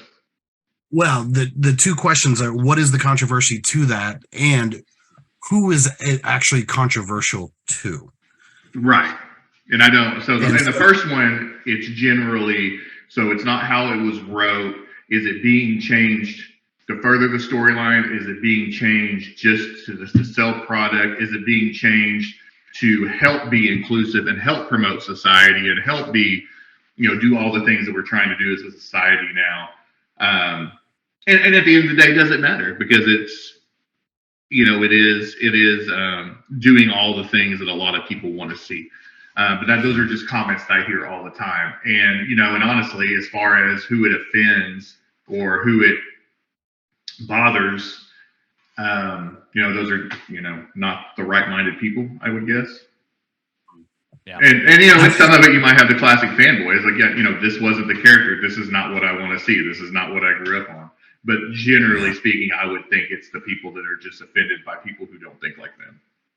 Yeah, and you have very valid points, and this is and not just in fandom and in DC, Marvel, and all of that, but we see this in education, we see it in pop culture, we see it in politics, we see it in a lot of things, to where are we trying to meet the needs of everyone for the sake of meeting the needs, or are we trying to meet the need, or are we just placating, basically? Are we just trying to make everyone happy and that sort? And at the end of the day, of course, you can't make everyone happy. But if it's trying to do some rewrites, especially with DC and Marvel, we have to think about when the original was written and what what America was like when it was originally written. And you look at especially at DC, the civil rights movement hadn't happened. And there's a lot of other social movements that hadn't happened when DC, Batman and Superman, Wonder Woman, and all those were originally written. And so there could be something that was okay then that you would read in a comic that you read now and go, oof. So that may be a reason why for the rewrites. But I did notice watching Strange World, I was like, that it's interesting. And support it. But it's interesting that the son was gay. There was no question about it with the grandpa had never even met the grandson, meets him on the first time and says, so you like somebody? Yeah, his name is blah, blah, blah. And he's like, oh, well, great. There was no like pushback of, wait, you like a dude, type of thing. And I thought that was really interesting how they're infusing. And so I do see that what you're saying, BRob, in the Disney things, to where they're trying to be a lot more inclusive and working in, so both Lightyear and Strange Worlds had some type of LGBTQ element to it. But we also look at just the pantheon of Disney. If we just stay with that, I mean, 2 movies that had come out this year that had it, compared to hundreds of movies that doesn't even come close to it. So I think they may be trying to course correct and try to have more diversity there. But I can easily see why certain people would be unhappy and push back against that. So the reason this is a great conversation. I've been listening. I had to go to the bathroom. I just got in trouble by Tasha. BRob. She just put away all the Christmas sweaters, and there's still a couple in the closet. And like, I've got friends that still have like 2 or 3 of them. She goes, it took 3 vacuum sealed bags to put all these away. She goes, 3 bags. Hey, just find a She-Hulk Christmas sweater and all will be right in the world. And she'll be all good. And send one to BRob. Send one to BRob. And remember, no repeats next year. And yeah, that's impossible. No. So, okay.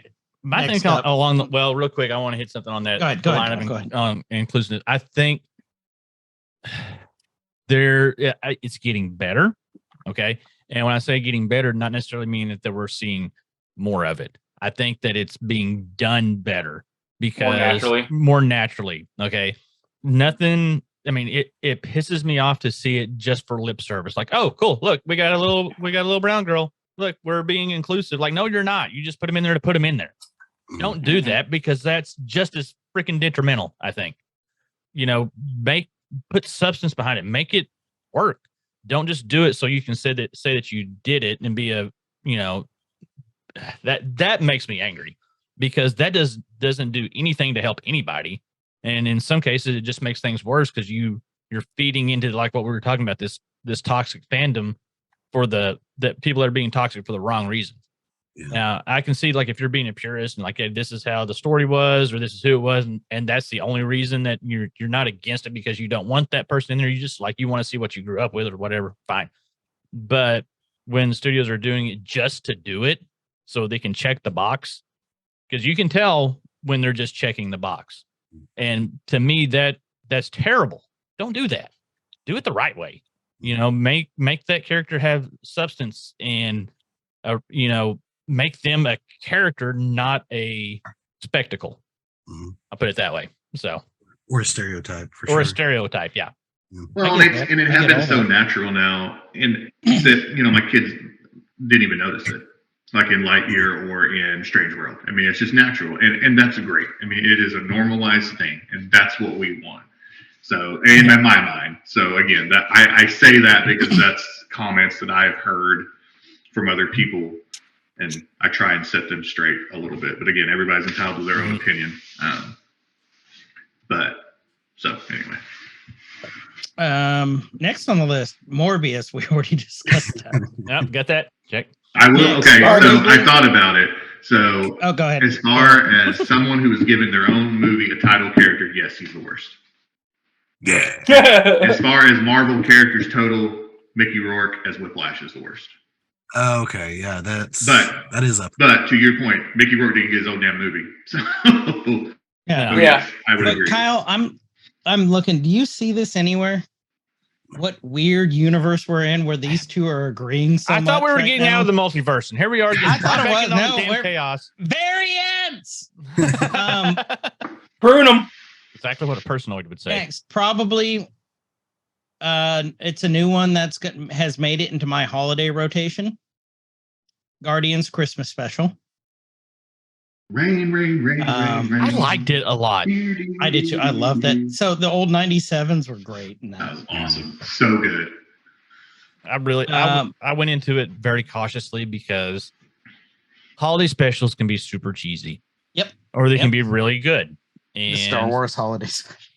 Oh, The greatest cinematic. I don't know, the Star Wars Lego one was actually pretty good. Oh no, I that's liked Oh, great. yeah, that was I'm great. talking the original. the original. For was it Life Life Day they were trying to celebrate? Yeah, it was Life Day. Yep. you know, it's so bad that it's good. It's like Super Mario Brothers. Yeah, there you go. Mm-hmm. Oh, I was just talking about that this morning. Yep.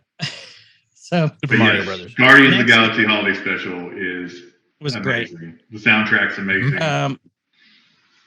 So on that note too, side note, another one that made it into our Christmas rotation was Spirited, the Apple TV one with Will and Ryan Reynolds. Good. That was great. That combined a Deadpool movie, like extremely light, or Ryan Reynolds movie, with Elf with a Broadway musical.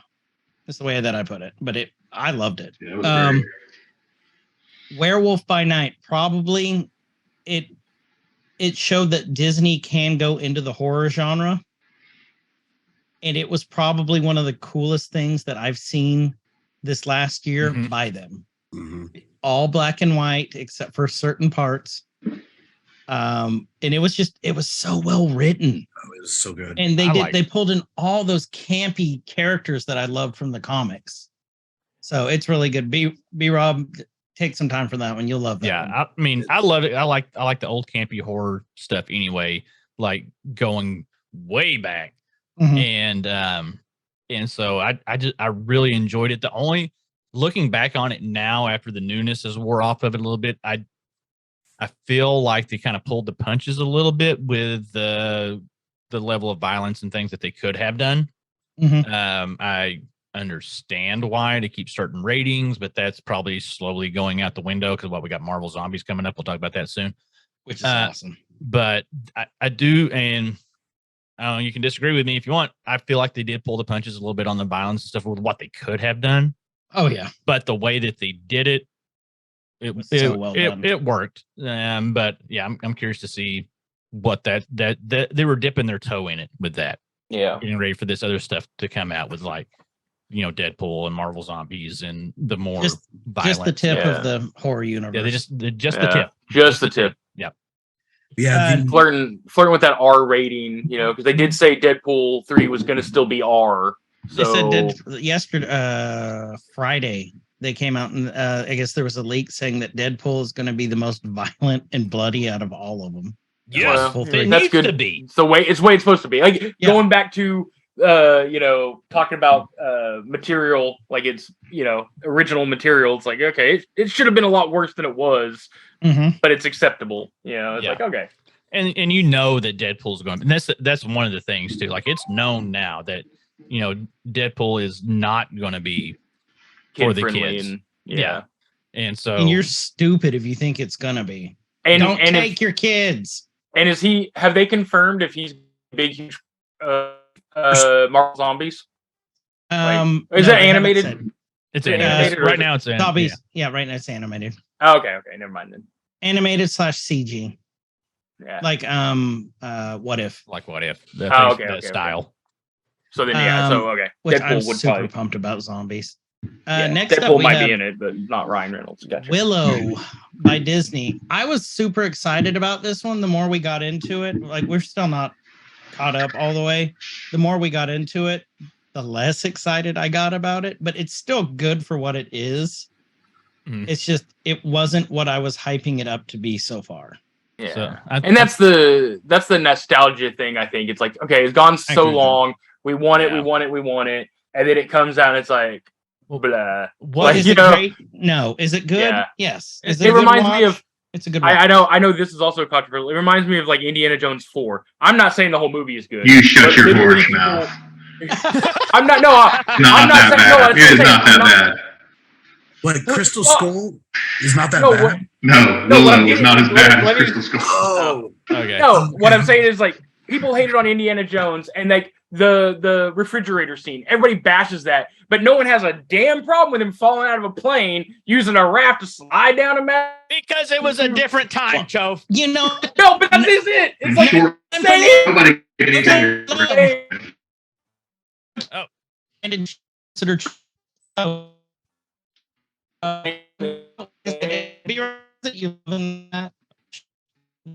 You guys just all went robot on me. I hope Oh, I lose internet. Carla. girl who plays Jade, she was infamous in Han Solo. What is her name? She was the redheaded. Yeah, she was in Winter. Kristen Elliman or I can't remember her name. I'm on it right now. Willow. It is Erin Kellyman. Yeah, I missed it. Yeah, I really like her. I think she does a good job. I think my biggest, it's the nostalgia thing. Like Choaf was saying, I waited this long. I thought it was going to be better. But it's also like the plot holes. Like he references things like evidently Willow's wife died somehow. Doesn't tell you how. No. Just that the son blamed him and he ran off. Well, is the son dead? Or what really happened to Matt Mardigan? I mean, it's just some of it may be He's making bad decisions again, probably. Yeah, I'm about to say, is it a stupid kid making bad decisions again? But you're just kind of like. Well, the guy who plays Borman is amazing. Yeah, well, at the very beginning, the biggest problem I had with it was, and I don't want to ruin it for anybody, but basically, it starts because Sorsha goes off on Willow and basically tells him he's never going to amount to anything when she was always very supportive of him. So I mean, it was just a very, I don't know, it's a very big change. I think the thing that was probably most jarring for me, where I was saying like, man, it just didn't hit it for me is. And this is going back to the visuals, and BRob, you've watched more of it than I have, so you can probably tell me. You guys have. Is when I could tell they were on a set, and they weren't on a location. Like there's some scenes where it looks just like they're on a set, and you can blatantly tell they're on a set when they could have been on location. And that, as soon as I saw that broke a lot of stuff for me. Right.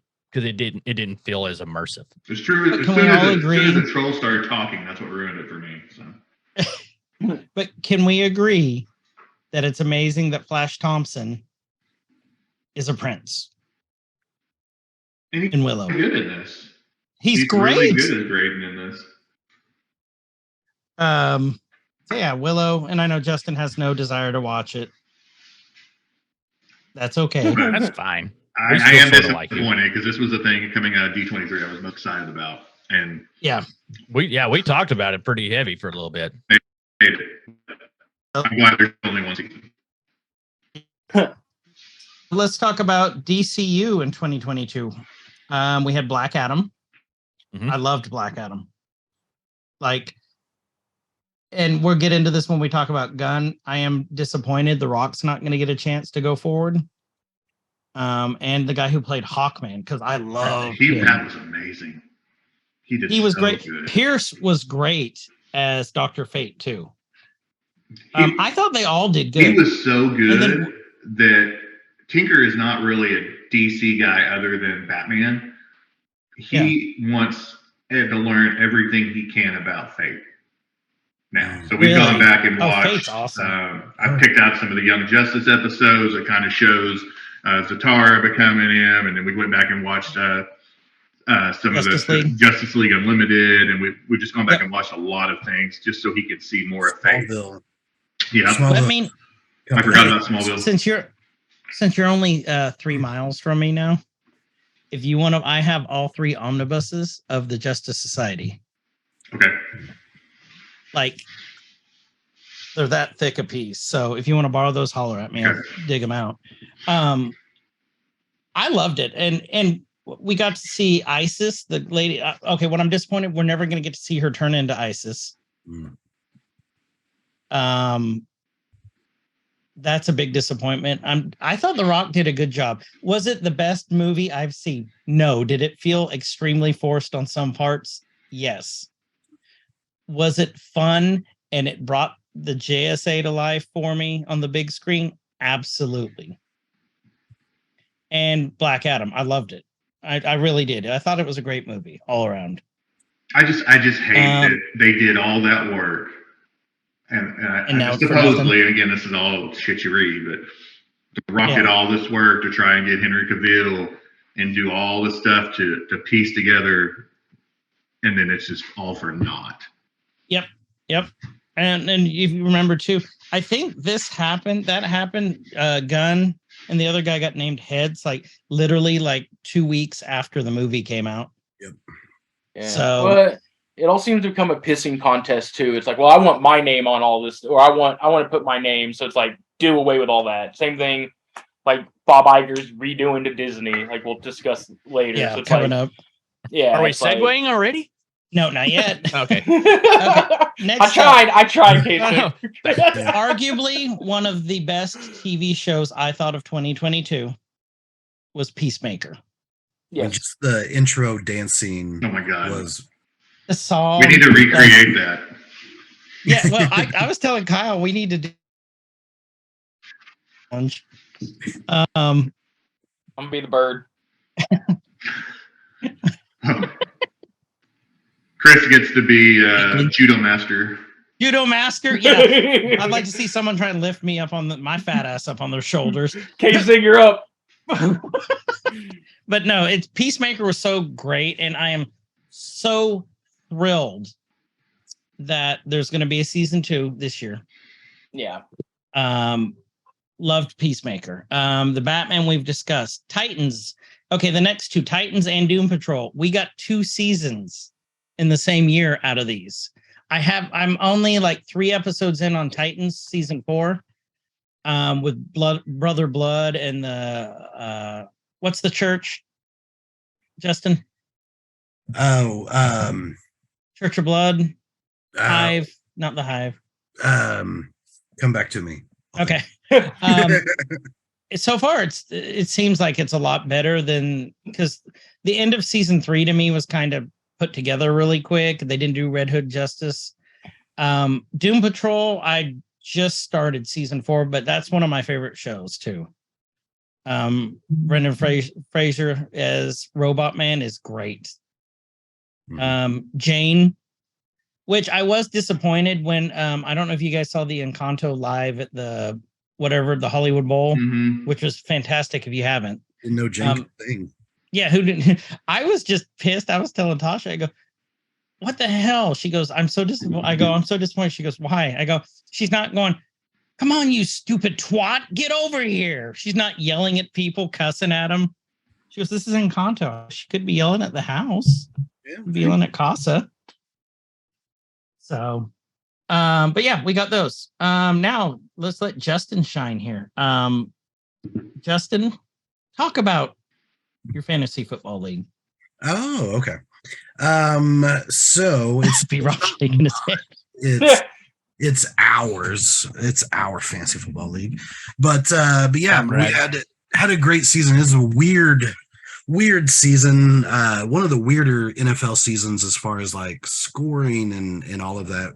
And it ended in definitely the weirdest fashion that we've never seen before. But and luckily Hamlin is showing signs of the player who was hurt in the Bills game, showing signs of recovery and talking with family and things. And so he's on the mend, thankfully. But we had a great group. We had 12 teams, and most of the teams actually changed their lineups. K-Sig, looking at you. But it was pretty competitive, and we didn't really have a team that was just winless type of thing. Everybody was pretty neck and neck. Going into the playoffs, I had the top record and top scoring. And anyone that's new to fantasy football, just because you have the best record and the best highest score doesn't mean you're going to win. In fact, a lot of times you don't. But yeah, so going in, and ultimately herb your enthusiasm. So Jesse Craghead, if it's okay, I guess I'll share real names. You can. Okay. So herb your enthusiasm. So Jesse ended up winning it, and congrats all the ways around there. So BRob, where did you finish? Do you remember? I think I was middle of the pack, maybe. I don't remember. It was number 10 out of 12. Just It's middle. yeah, just reminding you, not rubbing that in at all. No, But just I blame the draft. I blame the draft. But where It's did all- Kasich finish? I don't even know. I was there for moral support. It wasn't It even Where really did my team. Guyver finish? It was last for Kasig. Oh, nice. and, Beans. and Guyver actually gave his team over, I think, to Herb, didn't you? Yeah. To So- Shantae, because Oh, she that- wanted to play. So And you're- Kyle let Shantae down. You're the reason why I didn't win, because Herb is who knocked me out. So thanks, Guyver, for that. But You don't get to count that as your win, Guyver. so hopefully everyone that played had a good time, and I think this is the second year. It's the first year that we've titled the Steven Tyler English after one of our fellow players and podcast people after he passed. And so we named it after him in his honor. But it's the second year we've had the league, and I think it's getting a little bit better every time, every year, as people learn a little bit more. And like with Jesse didn't play last year, so we're gonna have new people, and to come in and win it in the first year, it doesn't make Pretty me impressive. happy.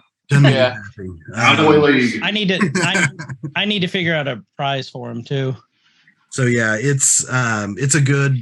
I think it's a nice divergent from most of the content that's covered on through the podcast and on the Discord site. And so hopefully everyone had fun. And yeah, there's I think a $1,000 winning. Jesse gets $1,000 that somehow Guyver and Kasig are going to come up with. They get 1,000 free Kyle's gonna use episodes of E his EGTN. teaching stipend. So, Yeah. but yeah, 1,000 doll hairs. for anyone that's interested, be listening in August-ish, or definitely subscribe to the Discord, which is great fun and entertainment every day. But look for that in August, and we're going to have another one next year, or I guess this year.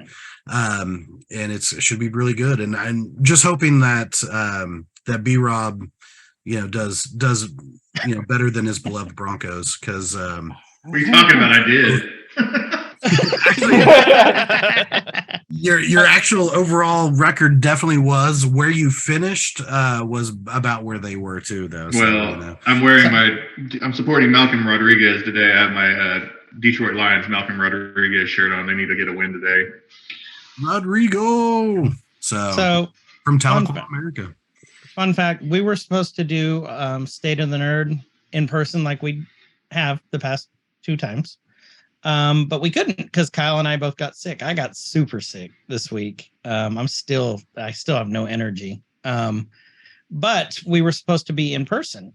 And this is where I was supposed to give Justin this for being the commissioner. So Wow. next time I see you, Justin, we'll get together. Sweet face. Oh, I will gladly accept a Batman suite. Red Flash or Red Death. Oh, that's Red Death. Oh, That's nice. Red Death. Nice. That's one I don't have, actually. I know. I told your wife to not let you buy it. It's hard. It is hard to get right now, too. Every website I've searched, they're out. Wow. I guess it was a limited run. Wow. Well, thank you very much. Well, thank you for doing it, sir. The honor of being the commish is payment enough. But yeah, that's awesome. So thank you. Oh, there you go. Okay, and then now we are getting on to finally the 2023. Yay. Yay! Where are we? Okay, so let's start off with probably one of the biggest news articles from 2022 that Bob Iger is back for Disney. Good or bad? I'm indifferent. Compared to the about it. last guy, I think it's good. I can see that. But you also do you think it's good for what we're gonna get, or do you think it's good for the parks? I don't care about the parks. I'll probably never go to Disneyland, Disney World to see the parks. Too expensive. I don't have kids. Whatever. I'd probably get arrested there because they probably think I'm, whatever. Don't want to be there. But Are you as far planning as on diddling someone? And no, it's a small world. no. What I'm saying is I'm gonna go there and they're gonna assume it. Like, but anyways, like I said, like I don't care. Like Disney is never these big multi-billion-dollar companies, and they're like, I don't care if Walmart goes defunct. I don't, it's like, I don't know, this is a different thing, but it's a billion-dollar corporation. I don't care. I don't really think the leadership will change it around. I think he's going to grow profits because I know he'll make certain cuts, and then that'll help their stock value go back up. But I don't necessarily think that's a good thing for us as consumers. See, I disagree on that because the last guy raised the park prices to where it's just ridiculous. Iger kept it to where it was, bless you, more affordable for family. I mean, it's still expensive. It's still the most expensive place on earth. Let's be real. But he made it to where it was a little bit more affordable. Because when we went last year compared to the time before, like the bills were two totally different things. Right. Like he cut out all the stuff. He's already bringing back the meal plans. Yeah. And that's the big thing. That's huge. I said I would not go back to the parks until the meal plans came back. So. And it's worth it. Yeah. 100%. We paid $8 for little things of smart water every time we're there in that Florida sun, and we probably spent $500 on water for the 7 days we were there. That's not even a joke. Don't even get me started on that. I think anything that's outside or anything like bottled water should be at cost. Period. I agree. It should not be a markup. If there's a heat and whatever, it's concerts, everything. It's like water. Yeah. I know there's water fountains, I believe, right? It is free. Yeah. Yeah. But even bottled water should be like, at most, you can mark it up $1 from your cost. So I get that. On the entertainment side, Choaf, it does actually matter as far as who the head is, because we see Catherine Kennedy and several other people that are in charge of Star Wars and other things they do care about are now leaving due to the change at the top. So I think it does actually trickle for sure. And I think it goes into kind of what you were saying with Kasich, with quality over quantity. I mean, he's already come in and said we're cutting a lot of this stuff. And so I think both of the things that were said throughout this 17-hour podcast is he's actually listening to people, and you don't get that from most CEOs of billion-dollar companies. And I think it's probably his experience from being the CEO before. But I'm all for it. So let's go for it. Like I said, like if it helps, if it gets other things done, okay. I'm like so disconnected as far as other Disney properties go. I don't really care. It's like, so that's what I'm saying. Like, to the layman, who cares? It's literally a CEO change. It doesn't really hurt many corporations. Like, I read all the bad stuff the other guy was doing, so I'm like, yeah, if Iger can get all that under control, yeah, great for a lot of people. So he's halved the amount of movies and TV programs that will be coming out for the next year or two. Now, that's what I was saying. Like, that could be a good thing. It could be a good thing, or it could be a net neutral thing. Because if he's cutting them and raising the budget of some of those other ones to give Kasich better production, better all that, great, that's awesome. But if he's just cutting them to cut the budget or to move it to next year's quarters, all that, then that doesn't really help our argument. It just makes it where there's less stuff to watch. So that helps. It's kind of a yet to be seen thing. We'll have to. We won't know until we know. So we'll see. Mm-hmm. Marvel has a very big year coming up. The first one, and we're about almost a month away, is Moon Girl and Devil Dinosaur. That one I'm excited about. I am super pumped about that. I think that's gonna be great. Really cool female central character. And if you watch the opening credit scene, the teaser that they've released, it'll get you pumped. What If season 2? Super excited about this. I'd love the What If series. Mm-hmm. Well, because we're supposed to see more about Infinity Ultron too.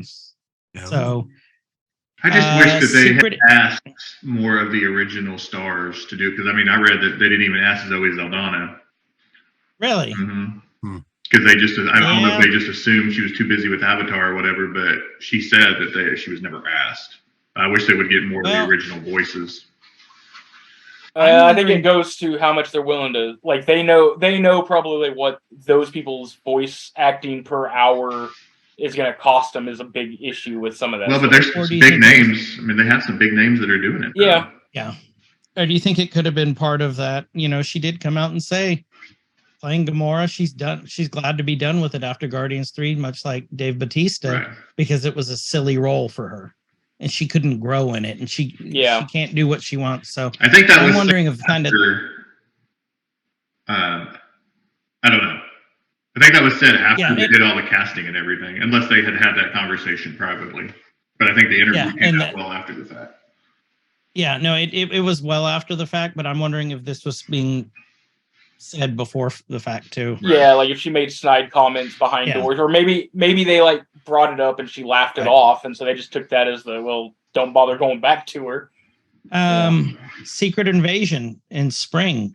Really pumped about that. We get Samuel L. Jackson back.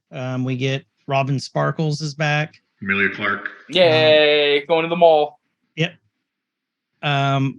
Skrulls, love Skrulls. So this one could be really good. Echo from what was Echo on? Hawkeye. I'm really pumped about this one. Because she is again another strong central female figure with one leg who can literally kill you. Isn't Echo the one that's deaf? Yep. Yeah. So he's actually deaf in real life too. Yeah. And so it's bringing in again native deaf that can other kids growing up can relate to. Mm-hmm. Loki season 2 in summer, which I think we can all agree we're all excited about that one. I hope they put a cap on the end of it too. Like I hope that's it. They better put him on a jet ski. Yes. Ironheart in the summer. Can't wait for Riri. I loved her in Wakanda Forever. Mm-hmm. X-Men 97. Yes. Yeah. In fall. I don't think there's one of us that disagrees that we're excited about this one. Oh yeah.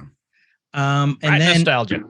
Did they say they were getting like original voice actors or what voice actors? They're trying to. Yeah, but the lady who voiced Jubilee said she wouldn't voice it because she wanted to have an Asian American voice it. Do it, yeah. Which I agree. Yeah, I'm fine with that. I just wondering because it'll all I think at that point come down to voice acting for me.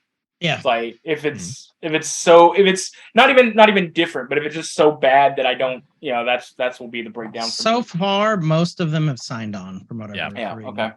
I don't think they'll half-ass it. No. Agatha, Coven of Chaos. Love me some Agatha. I can't wait for that. I wonder. Kill another dog.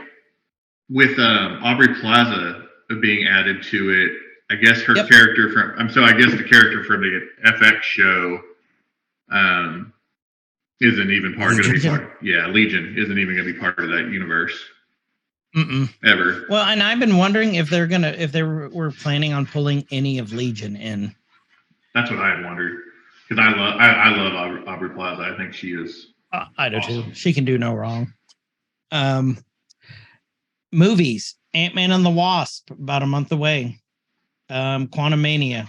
I think we're all excited about that one. Yeah, so I'm super excited because we get back from our Disney cruise on the 17th. Oh. And the Marvel restaurant that's on the new boat is set up for Quantumania. That's the theme right now. And then we get back and the Quantumania comes out the 18th. So, it comes out the 17th. We'll get to watch it on the 18th. 17th. Okay. Then you'll probably be full of spoilers. Watch out. Mhm. I can't wait for that. Guardians of the Galaxy Volume 3 with finally get Adam Warlock. But we also know that this is the end of the Guardians. Well, the Guardians that we know now. The current incarnation of the yeah. Guardians. So I have mixed feelings about it because I do love this version of the This group? Guardians. Yeah, this, Yeah, Mm. this I do love this group. I just worry about them killing off people just to kill people off. Well, and especially since they lost Gunn. Right. It's Marvel though. It's like they can bring them back later. Well, I mean, but Right? these, Yeah. well, No one's truly like ever the dead. actors that are Yeah. like Batista. Did Batista Yeah. sign his He's death done. warrant because he's, Yep. he said he's done. So I don't know. Yeah. I just want I always like the death to mean something. Yeah, I do too. Right. They've only killed off what three characters. Uh-huh. Quicksilver, Black Widow, and then Ronan. Gamora. So, well, I mean, 3 characters we care about. Ronan. Oh, that we care about. Right. Yeah. But I saw in the preview, like Zoe Saldana is all throughout that preview. So is that going to be like a flashback type of thing? Because she was in there a lot. Or is this going to be a multiverse? We pulled another Gamora from a different. Well, this is the Gamora that they pulled at the end of Endgame, isn't it? I would think, but I don't. I No, because I'm know. worried the same Who thing knows? about what Yeah. Justin's saying. I think Rocket's definitely a goner. I think Drax, and I think Quill. I think Groot's going to stay. I think Groot and Nebula are probably safe.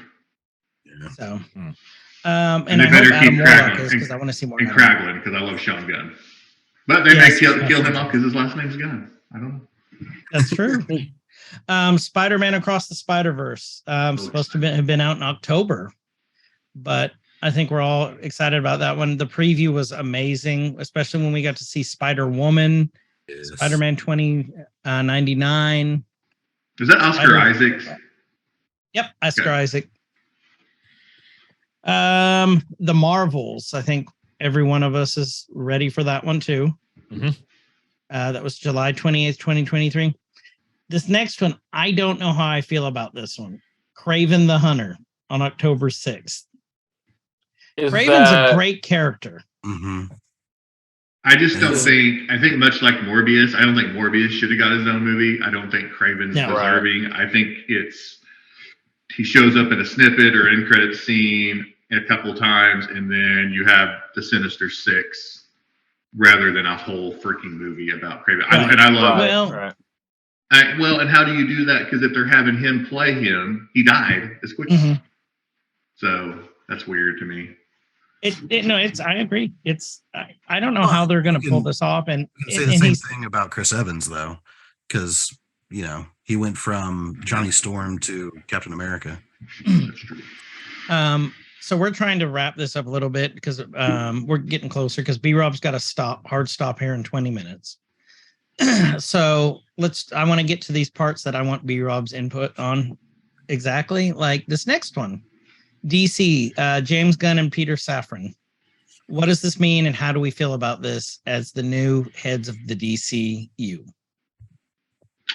BRob, I want you to start. My biggest worry is DC going from the dark, gritty as a whole traditionally to everything being like Peacemaker. Peacemaker has that is exactly what Peacemaker should be, but you should never see a Batman like that.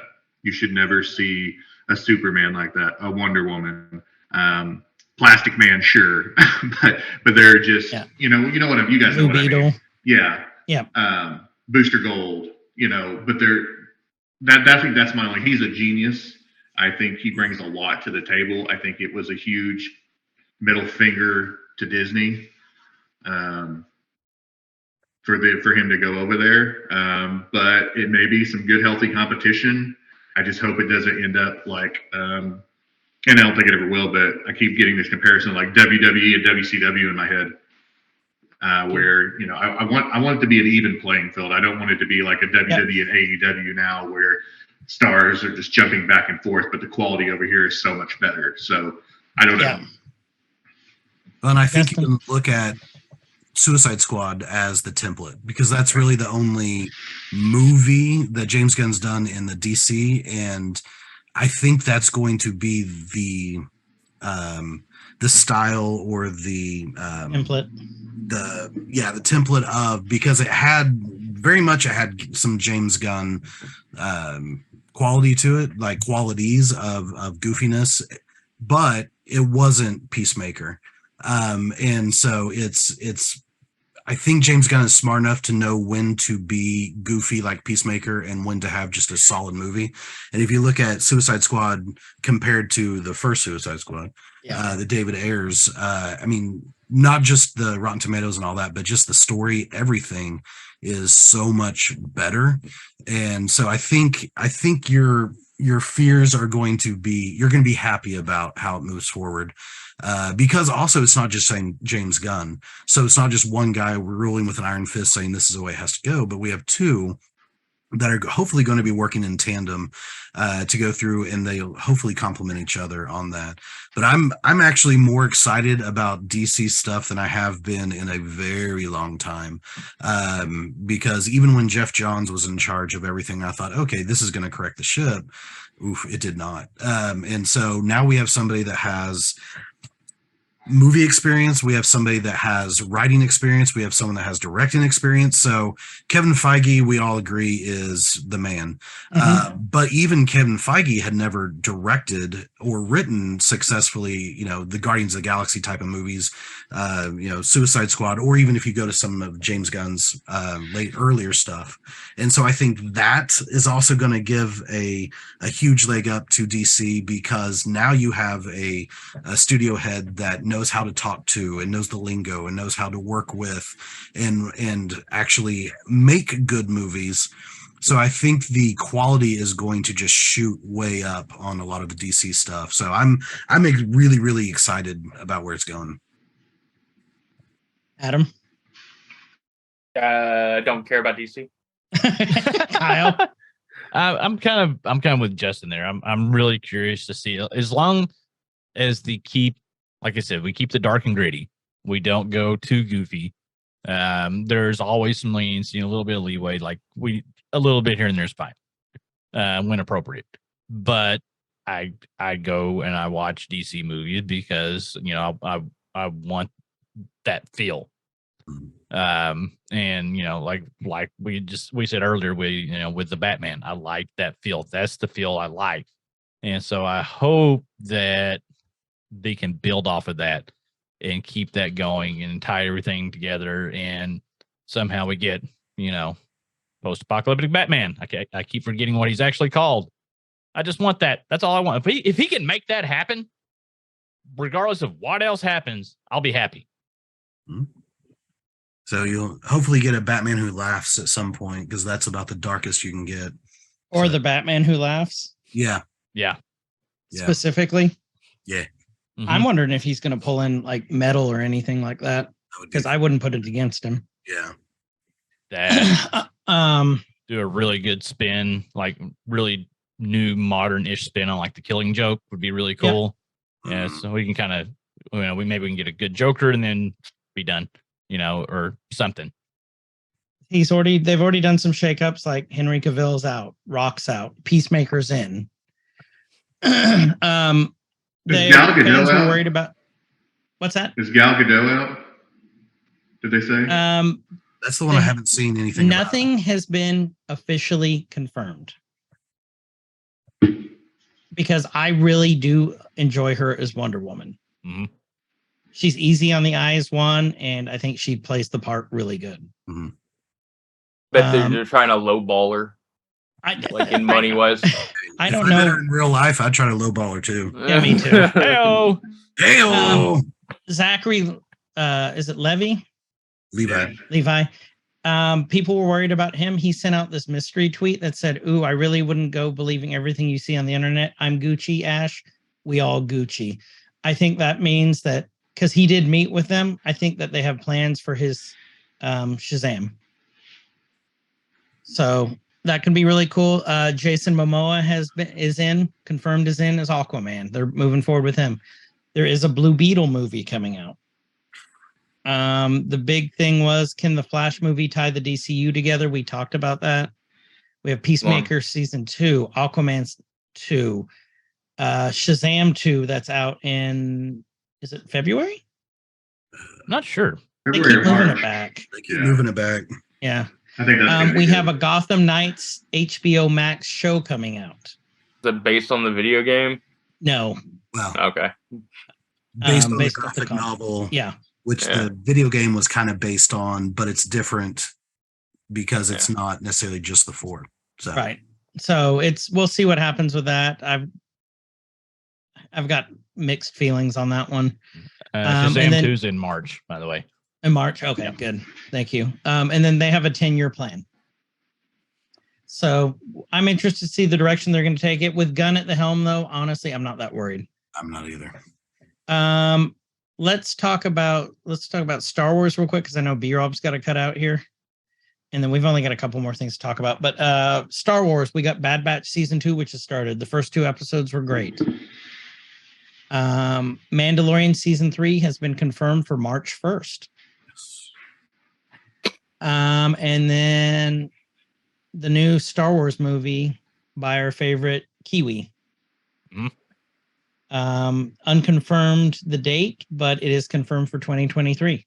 Yep. And we're leaving the whole Skywalker saga with that. I think is the last I heard on it. Right.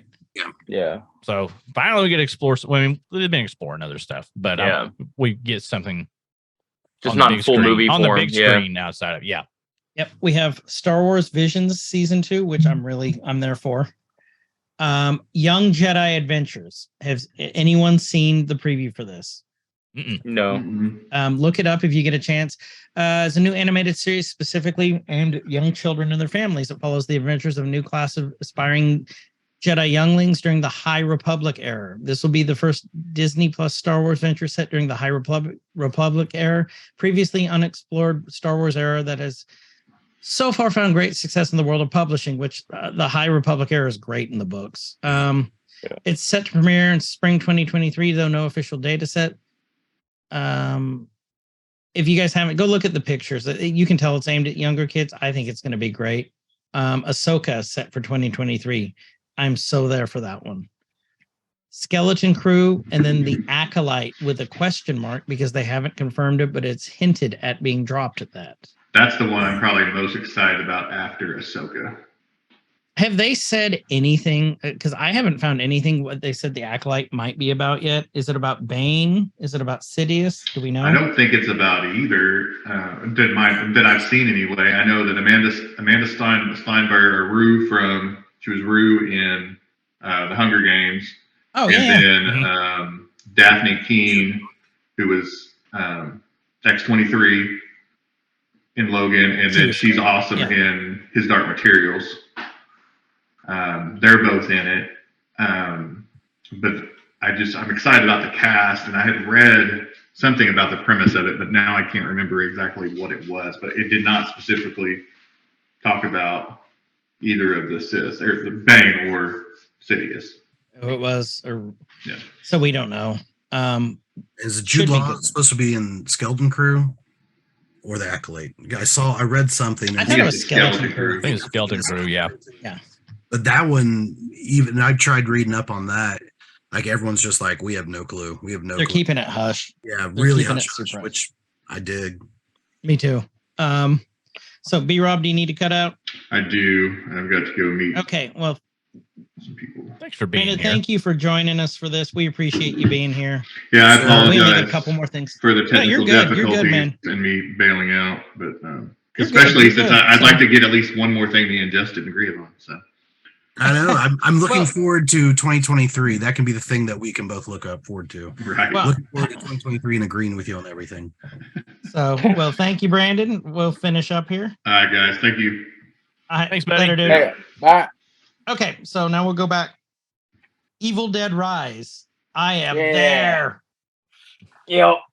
That thing was what's different about this one. It's set in the city, Mhm. Mhm. urban setting, and this looks gory as hell. Yeah. The mother. Mhm. I just hope it's just so over the top everything, I have Right. a feeling it will be and just that, from the preview. that it does just enough of the old Evil Dead. Like I like the new Evil Dead movie, right? The kind of reimagining of it. Yeah. And I think this is following after that, if I remember right, or kind of in that line with some Yeah, I don't know if it's Ash versus Evil Dead stuff thrown in. If I may be wrong, but I want that over the top campy goriness, and I want some of that campy humor. I want it.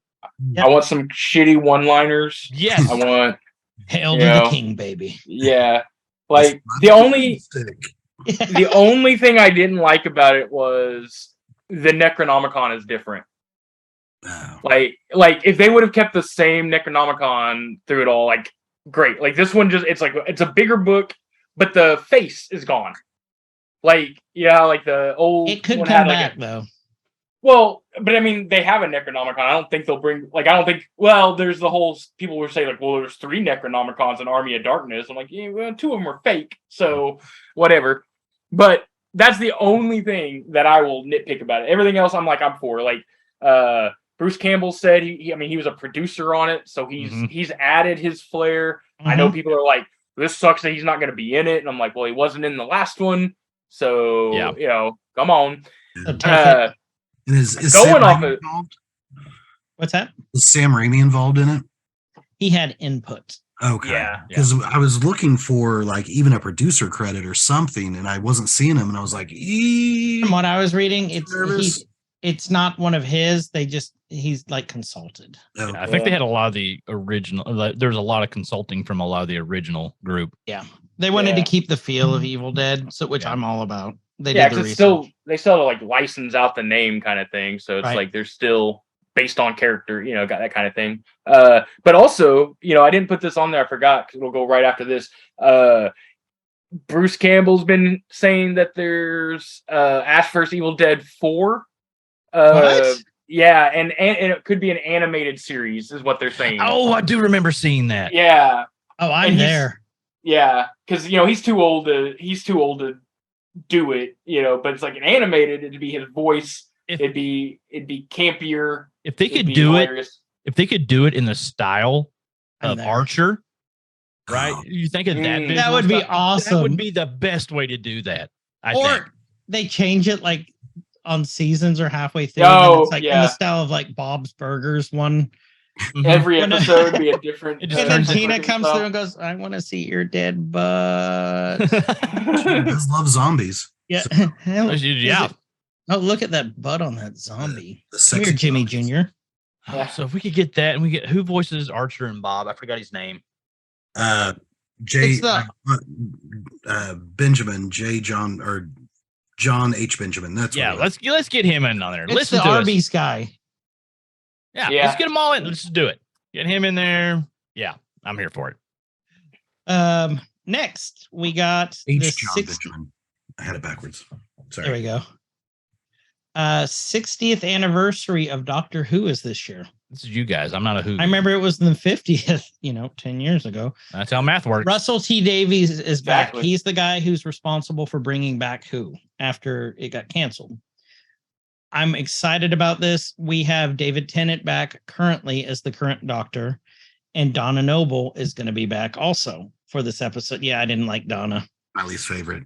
But the story looks great. I don't know if you saw the preview for it yet. That I posted it on my Facebook, Justin.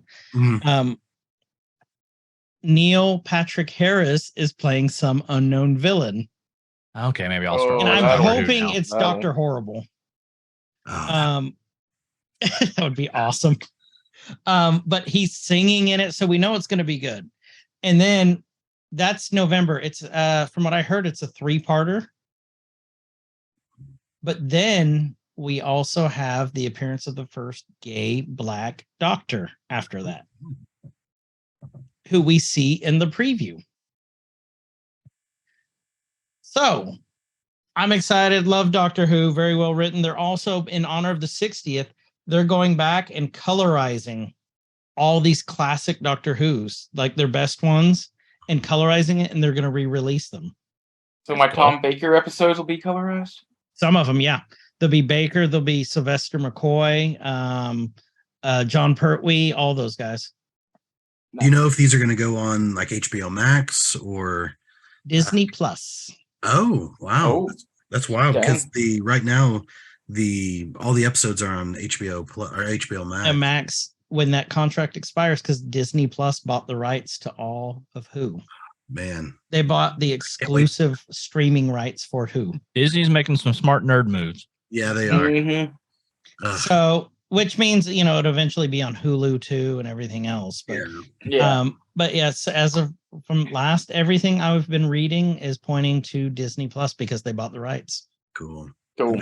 I hope somehow they can get Stephen Moffat involved because That would be awesome. his writing both on Doctor Who and on the Sherlock with Benedict Cumberbatch was just so good.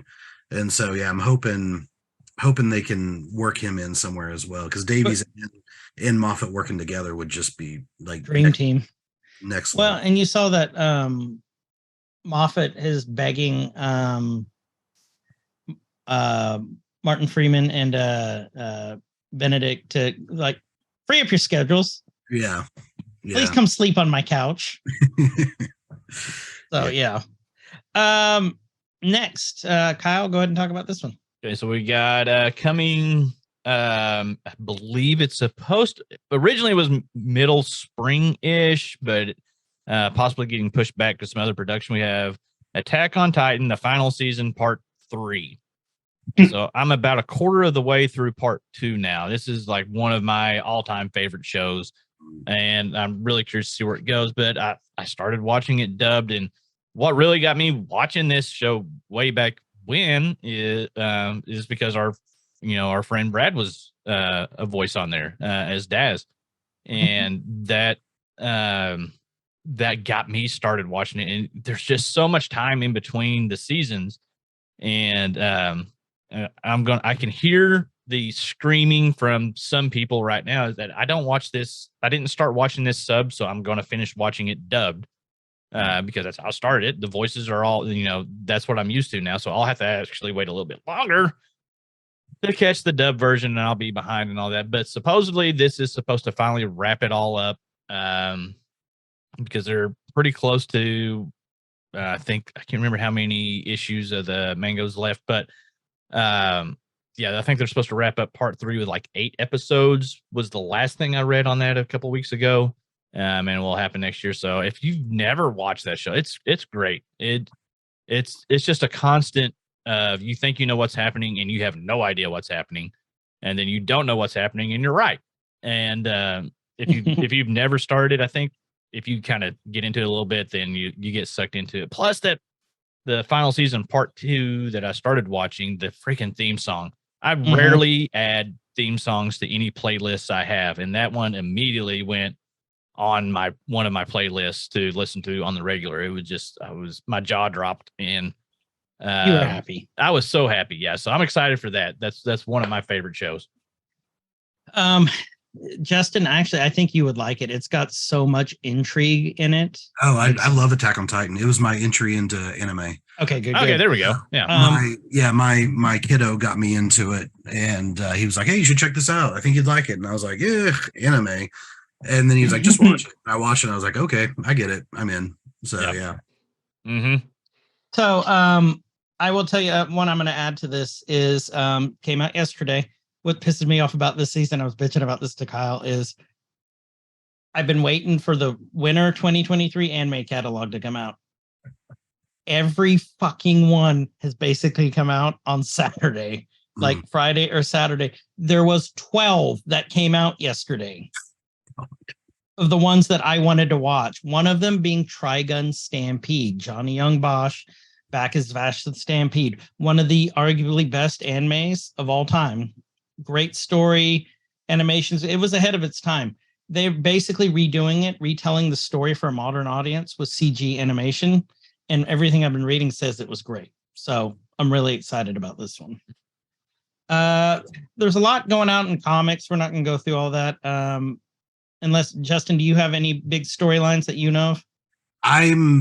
As far as comics, I've kind of detached a little bit from that. I have too, yeah. And so I wouldn't know enough to be able to speak well on it. One of the big major ones is they're supposed to end the age of Krakoa, or however you pronounce it, the living island that the X-Men are on that allows the resurrections and everything else. And the big event is the Sinister Protocols, I think it's called, where Sinister for the past like 5 years has been plotting, and then just there's sinister versions of all the mutants that he's created too. So like Dark Beast, stuff like that. So that could be really cool. Could be a big event. Supposed to be a major Green Lantern event this year too, like major one on HBO Max. Well, it's been going back and forth, and so we'll see. But it was going to be Hal Jordan, but now it's going to be. It looks like Jon Stewart, wasn't it? Jon Stewart, and so it's should be good. And hopefully, it will be on HBO Max, so that way it'll be longer, more content. Isn't it in production right now? Yes. So okay, good. So is that a development hell? As Batwoman, Batgirl showed us, you could have an entire movie done and shelved. So I'm not going to count any chickens. No. Yeah. Big video games for this year. Probably one of the biggest is Dead Island 2, which has been 10 years in the making. I loved the first Dead Island. I did that too. Was so much fun. So and they're already saying this one's multiplayer. So I think we know when we're all going to be playing. Well, the first one was too. It was 4-player, wasn't it? Like, or it was I think it was co-op, maybe. Yeah. It was 4 players, but it's 4 online. Dead Island 1 was so much fun. Right, which what they're saying for 2 is there's so many different choices you can make in it. Mm-hmm. You can keep playing the game with friends over and get different outcomes. Wow. Good. I need some replayability in a game that I'll probably never finish. Now, yeah, that's already 152 hours long. Yeah. A Hopefully big one platform too.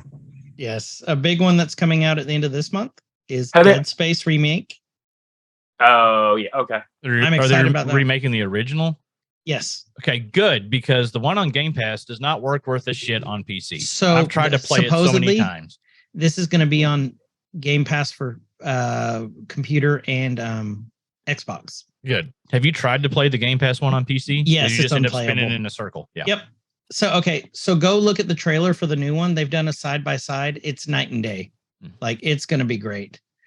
Hogwarts Legacy in February, which I am pissed this one is not multiplayer.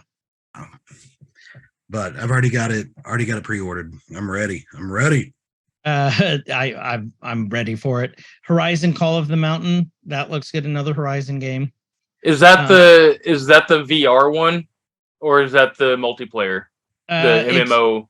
The VR2 one, yeah. Okay, VR, yeah. Yeah, the VR2 drops in late February for PlayStation 5. So I'm really looking forward to that. Are you getting it? I'm trying to convince the boss of the household to allow me to, so we'll see. Yeah. She got a Teacher of the Year stipend. You can afford it. Yeah. It's like $550, I think, already. Yeah. And that's if you can buy it from Sony. Yeah. Exactly. And the other part is whenever I play, I want to click off. I don't want to actually exercise. My name's not K-Sig. I don't want to look all buff and manly. So yeah.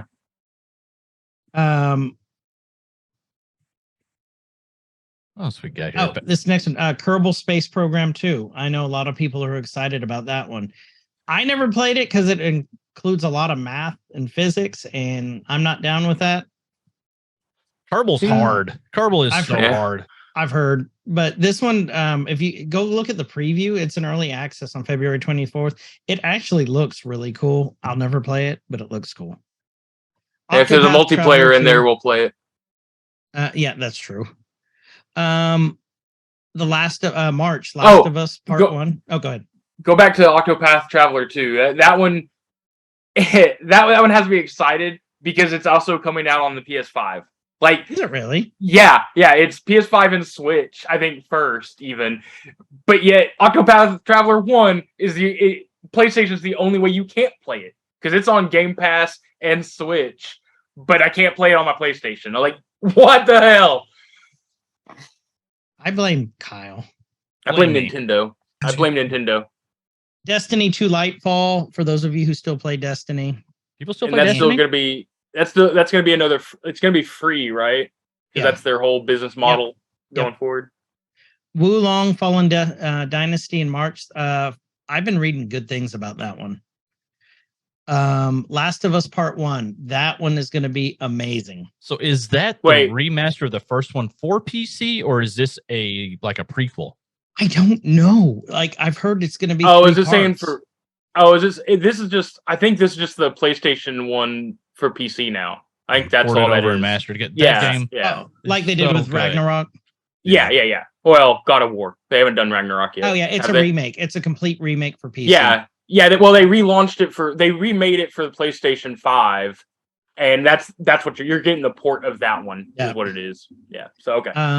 There's a new. And Fate. By Oh, the go way, ahead, Justin. the Last of Us television show is going to be out in a month or This two. week. Yeah, I'm excited to watch that. I thought it was January 10th. It's So, but still, it should be good on HBO Max. it is. Let's see, release date. I thought it was this week. It was. Is it probably pushed back, maybe? No, because I just saw it on HBO Max. You know, if you go to HBO Max, they have that big preview thing that they have now for 2023. And I swear I saw it on there. Let's see, January 15th. Yeah, January 15th. So next week. Yep. Sweet. I'm down. Skull and Bones, a new pirate game. Yeah, that's Gotten been good reviews. Well, it's been being made for the last I think 5-6 years or Yeah. something. Yeah. And it's from Uh, Ubisoft, so yep. it's going to be 182 hours. Yep. Yeah. It's just gonna be Assassin's Creed all over. The again. collectathon. It's going to be a collectathon. Star Wars Jedi Survivor. That's I'm that'll be there. awesome. So, Yeah. Cal Kestis' continuing story. Did you pre-order the collector's edition to get his lightsaber? No, I that's didn't a see lot of that. money. So Yeah. like he didn't Yeah, know about it's- that, but he's gonna spend yeah. some money. And it sucks. It's probably already sold out because it's I think limited It run. was limited run. Yeah. And I have bad things with limited run, so screw them. But their collector's editions sell out in a heartbeat. So, Resident And- Evil 4 remake. Oh, go ahead. I was just say one cool thing about it it's the hilt and all the the FX versions Yep. of the sabers. Yep. All the blades fit in it. Which is So awesome. yeah, Ooh, we got Um, Stalker 2, Heart of Chernobyl coming out. I still want to play the original Stalker game Me too. because that influenced a lot of the games that I like to play, like Dead Z or DayZ and just like all those survival type games, Escape from Tarkov. One of their developers, so Stalker 2 is from a Ukrainian studio, and they actually lost one of their developers in the war just like a few days ago. Jesus. Studio is GSC Game World, and yeah, one of their developers that worked with the original Stalker game, and I'm going to assume probably would have been working on this one as well, and he died in the fighting not very long ago, about a week and a half, 2 weeks ago. But that Stalker series is a very influential series, and yeah, I'll probably be playing 2. I can't remember if it has any multiplayer aspects to it or not, but that whole setting is so cool to me. Set around Chernobyl and just all that. Yeah. And that, yeah. We're getting a mobile Mortal Kombat. Yes. I don't know how I feel about that one. System Shock remake. I liked System Shock. yeah. Where was it? Where's this other one? May Justice League, Suicide Squad, Kill the Justice League. That looks great. Really good. Also, Legend of Zelda: Tears of the Kingdom. Yeah, the Justice League one, is it? Do we know if it's because that sounded like they were making it like the 1v4 kind of game. Do we know if it's something like that or if it's? I haven't read a lot about it. They've kept it pretty under wraps. Yeah, it's Okay. Besides the trailer. Yeah, like if they make if that game becomes like one of these typical 1v whatevers, like I won't ever touch it probably. I don't know. We'll see. And then June's a big one for me. Street Fighter 6, which I pre-ordered already. Diablo 4. Mm-hmm. That'll be fun. I'll probably be picking that up. Yeah. I loved old school Diablo. Oh, I do too. And multiplayer. They already said it is multiplayer. This one pisses me off. Final Fantasy 16. Yeah, PlayStation only, baby. PlayStation exclusive. Yeah, get with the good Pisses system. Me off because Get the I good love system. Final Fantasies. Mm-hmm. And then there's But, like- RoboCop Rogue City coming out. Yeah. See, what, like, I feel, like I said, I feed off the hatred, the toxic stuff about these shows, but I feed off of Guyver being mad about the PlayStation exclusives because he doesn't have a problem with Microsoft now owning every system, everything in the world, and gonna get the next Fallouts only on Microsoft, that Star Citizen. Actually, because they're trying to piss buy off Star Activision, Citizen, but they're making deals left and right. So I don't think they're going to hold a lot of exclusives. Oh, I 100% think they are because like they're only doing those deals because like the other foreign countries are seeing it and being like, and they're calling for it's like, well, you're really not being stuff. the antitrust stuff. They're making those deals so as soon as everything goes through in those 10-year deals, they'll release 2 games and then be able to like, now everything's exclusive to us. Fuck you. Bye. Mm-hmm. That's why, and I agree with Sony being like, hey, Call of Duty needs to be longer than 10 years. Like, there should be a infinite thing on Call of Duty. Like, you can do all the other stuff I agree with, but that one is one of my biggest things. It's like, Microsoft's able to just throw all this money around. And they already offered it to Sony. They offered a 10-year deal. That's all they did was a 10-year deal. And they'd be losing money if they made it. They said it's going to be like what's the Sony equivalent of Game Pass? PlayStation Plus. PlayStation Plus. PlayStation Plus. Premium. They were saying from what I was reading, they were saying that it's going to be a PlayStation Plus. They're going to let people have it for free. Oh, sweet. It's part of the deal. And I haven't They're heard making money that. somehow on it. Like, yeah, because that's microtransactions. but then Sony doesn't make any money off of it. Well, that's not good for Sony. It's great for Sony if they get it for free. Yeah, but a lot of overhead. people. But that's not how Sony's like money making thing has been working. It's literally they were selling the games, what makes them more money than their Game Pass thing. Because they don't offer day one games on their Game Pass. It's older games, it's retro games. On that, yeah. Their whole thing is they want to sell that Call of Duty for $70 and make the money. But the thing is, what I'm seeing is if they're trying to alienate, this wouldn't alienate people saying, fuck that, I can't get Call of Duty anymore on PlayStation. Now they can. Okay, I'm going to stick with PlayStation. That's all I'm saying. But what I'm saying is from the money making aspect, that makes Sony no money. Yeah, no, I get you on that. Yeah, that's the thing. It's like I could see like this is the thing. I see Microsoft making that, knowing that microtransactions will still go to Microsoft. I mean, a percentage goes to Sony if you buy it on their platform. Right. But the big money maker is selling the game for $70, then getting the microtransactions. So I can see Microsoft putting this olive branch out there for the people, for like the STC and all these people that don't know the intricacies.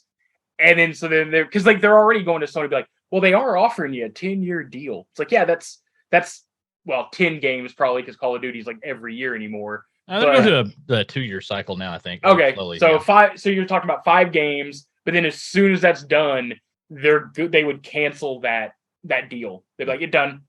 Like Call of Duty is also starting to make that shift to a game as a service type model, like along like Fortnites and things like that. Here's an exclusive thing that might get you a little bit. This coming first half of the year is Starfield. Okay, Xbox PC only. Well, you got your PC, so you got their Choaf, but that's the one I meant. That's the one I meant, not Star Citizen. Yeah, Starfield, because that's the first new universe from Bethesda in 25 years. Right, right. Yes. And supposedly, like the story is deep. Like this is supposed. You can build your own ship. Like it's supposed to be like a big ship builder. I haven't even heard of that. Yeah, it's kind of like cool. Fallout meets space. Fallout and Elder Scrolls meets space. Single player campaign. Open world, Q1, Q2, 20. It was supposed to be out in November and it got pushed back. I'm still hoping Well- we get a new Mass Effect this year. Yeah. You would. I do love Mass Effect. Shut up. Hope it's Okay, PlayStation only. we'll do this last one and then we'll let you guys go here. I was excited about this one because I loved this one. Lollipop Chainsaw. Pretty Oh, much old stuff. Yeah, man, it's, did you get to it's look a up her skirt remake. again? So you do get to look up her skirt again for an Yeah, achievement. oh, definitely. But like the dialogue was clever, the gameplay. Who wrote that one too? Like it was someone famous. Couldn't tell you. I'm But it's on just it. gonna be a remake. Like, Oh, see, Tara this is Strong was in it. Yeah, no, it's a remake. see, this is But what you know makes me mad. I'll play it Like, again. I mean, yeah, but I it's kind of like the movie thing. It's like quit making just either sequels, multi sequels, or reboots. Like, give me some original. Like, I mean, I'm fine with Lollipop. But just make it part 2. Like, let's get the story moving. You know. Mhm. Okay, there we go. James Gunn later he drew influence from Lollipop Chainsaw when he directed Suicide Squad. Mm. It inspired okay. Harley Vision, where gory murders are depicted through Harley's starry-eyed way of looking at life by mixing hearts and little beautiful things with the blood that is coming out of people Harley's killing. Yeah, it makes sense. So, but yeah. Is there anything, Miss Dr. Justin, that you want to leave everyone with? Happy 2023, man. Woo, we made it. Yay. So that's it. Hope of continued success for both you and K-Sig on the podcast and for all the listeners. Yay. Onward and upward. Good year. Excelsior! Huzzah! Everything we've talked about, I'm excited about. Adam. You know. No, I'm ready for the year to be over. Here we are again. Yeah. God. Another treat for the road. Yeah. Gets into it. Yikes. I'm excited. I'm excited to see where the year takes us. Let's see. I'm ready to hear more podcasts. Stop having a 2-week break, and then blaming it being sick. Like, come on, let's get this done. Well, come put the suppository in me and help me feel better than Choaf. I'll be there in You're 10 already over minutes. it, Marty.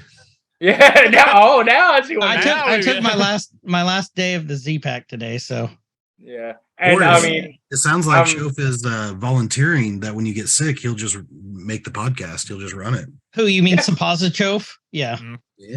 He'll help you. it'll Chofatory. be definitely a derailment, but Chofatory.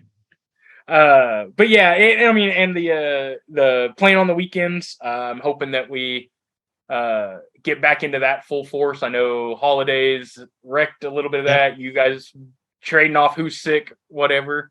Thanksgiving me being on was sick. kind of rough. Yeah, it was. We shouldn't make out so much, Kyle. I know. You should not. Don't. It's not how you're supposed to split the wishbone. Mm. With our tongues. Yeah. And I mean, I'm hoping to play like more, hopefully some different indie games, in there. Mhm. More, so. Kyle? I am not trying to think too hard on 2023 because it's going to stress me out because I know I've got a full plate coming up really soon. As far as things coming out, I'm excited about a few movies and a few things. I'm trying to curb my enthusiasm just enough to where I don't get disappointed on things, and hopefully try to make some more time to really watch those. Probably with my kids. That's how I like to watch them. And I just know like my year personally, I'm probably going back to school starting in spring to continue my education on a few things. So that's going to be fun. Yay. Wrapping some things up there, but yeah, I'm there's some games coming out that I'm looking forward to. There's a few movies and a few things. I'm just going to try to, a lot of my stuff this year that I'm wanting to watch is actually going back and watching some older horror movies and some I've got a full list of 80s fantasy movies that I've never watched that I'm surprised that I haven't watched. So I'll probably be doing some revisiting of classics. I think will be my thing this year. You saw some of my list, like Excalibur on there and And Barbarella. I want to watch heavy metal and then so like all these like cool old classic movies and stuff because I've been on this nostalgia kick. Like last night, me and Lil Man started watching the Transformers movie from was it 86? 86. Transformers 86. Yeah, The best one. yeah. So we started watching that, and so I may be doing a Stupid lot of Daniel. doing a lot of that. I may be doing a lot of that this year, and trying to get over my FOMO and keeping up with the Joneses, which is kind of hard with the things that we talk about on here. But that's probably where I'll be going with a lot of stuff this year. And you're gonna finally be a coach, possibly, right? Hopefully, Well, maybe. yeah, maybe we're getting there. For me, it's pretty much everything that these guys have said. It's I want to catch up on stuff. I want to watch a lot of shows, movies. It's just finding the time, especially as the kids are getting older. No, you're Time getting isn't ready to there. be in for it, too. I know. Oh, trust me, I know. I want to be able to hang out with friends more. I want to hang out with you guys more. Eventually, we'd like to have a double or triple date or with Kyle and Justin and his wife and BRob. Choaf, you can come watch us and video the whole thing. And Robert and Choaf is my date. There we go. But Yeah, screw you, Guyver. Much prettier. that's true. Much prettier. I do want to Can't get more loyal though. I really want to have all of us, this little core group here, get together for a guys' weekend. That's a goal that I want to set for all of us, is because I think it would be a blast to do. And like Tasha's done it a couple times with girls, and Oh, this is Tasha's had a guys' weekend. Like, what? Yeah, I was like, guys- whoa! We're not supposed to talk about that. apparently it's on the internet. Okay. You can give away your fantasy team, but you're not supposed to give away your wife.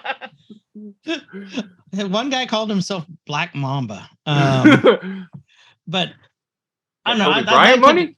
I'd like to do that because it seems the older that we get, the less we're more family oriented. The less time we get to hang out with the boys. Mm-hmm. To me, at least in my realm. And that's something that's important to me. I just want to be able to reconnect again because I know the pandemic fucked me. Like mentally and everything and emotionally and everything. And I'm not the same Physically person I used to be physically. Oh, definitely physically. I'd like to try and get back to being, how I was pre-pandemic. And I think this is the kind of stuff that's a good first step. So, and I'm just really excited about all the nerds. I looked at the Justin reminded me to send it to you. And one of the sites I buy stuff from, Entertainment Earth, released their Lego pre-order list for 2023. It is massive what is on there. And it's along with their Funkos. Like, it is nuts. Like, they're getting Sentinel Funko that glows in the dark with Wolverine demolishing it. Nice. So, yeah. No, there's some cool stuff. I like where they've been going. I got several for Christmas, but I like this. It's for the listeners. Oh, that's cool. I've been seeing that is awesome. I the haven't big seen set that pieces like that. I've seen them for bands and stuff, but I haven't seen those. Yeah. So this is the Brave and Bold number 28, and so it's all the small little with the Starro. And by the way, it was in Denver last week and went to Mile High Comics, which is the mecca of comic. Oh yeah. And Are they shutting down? No, oh no, they're growing and still kicking. Good. But they had that 28 number 28 Brave and Bold, and it was $100,000. And You didn't get it? well, I told everyone for Christmas next year they can all pitch in and get that for me. So we'll see. But yeah, I really like where Funko is going. They're definitely not just sitting on their laurels. So I'll have to, definitely send me that link so I can look over everything. Yeah, it's pretty cool. So with that, this has been Every Man's Guide to Nerddom. I'm Chris. And I'm Kyle. And again, thanks to our guests for being here. BRob's already left out, but Justin, Choaf, thank you guys. And for all you guys out there listening, have a good morning, night, evening, whatever time it is, wherever you are. And please be good to each other. Refresh cheese bags. See ya. See ya. It could Bye. get elevated. Nerdcore could rise up. It could get elevated. Nerdcore used to be just a made up word. MCs shied away from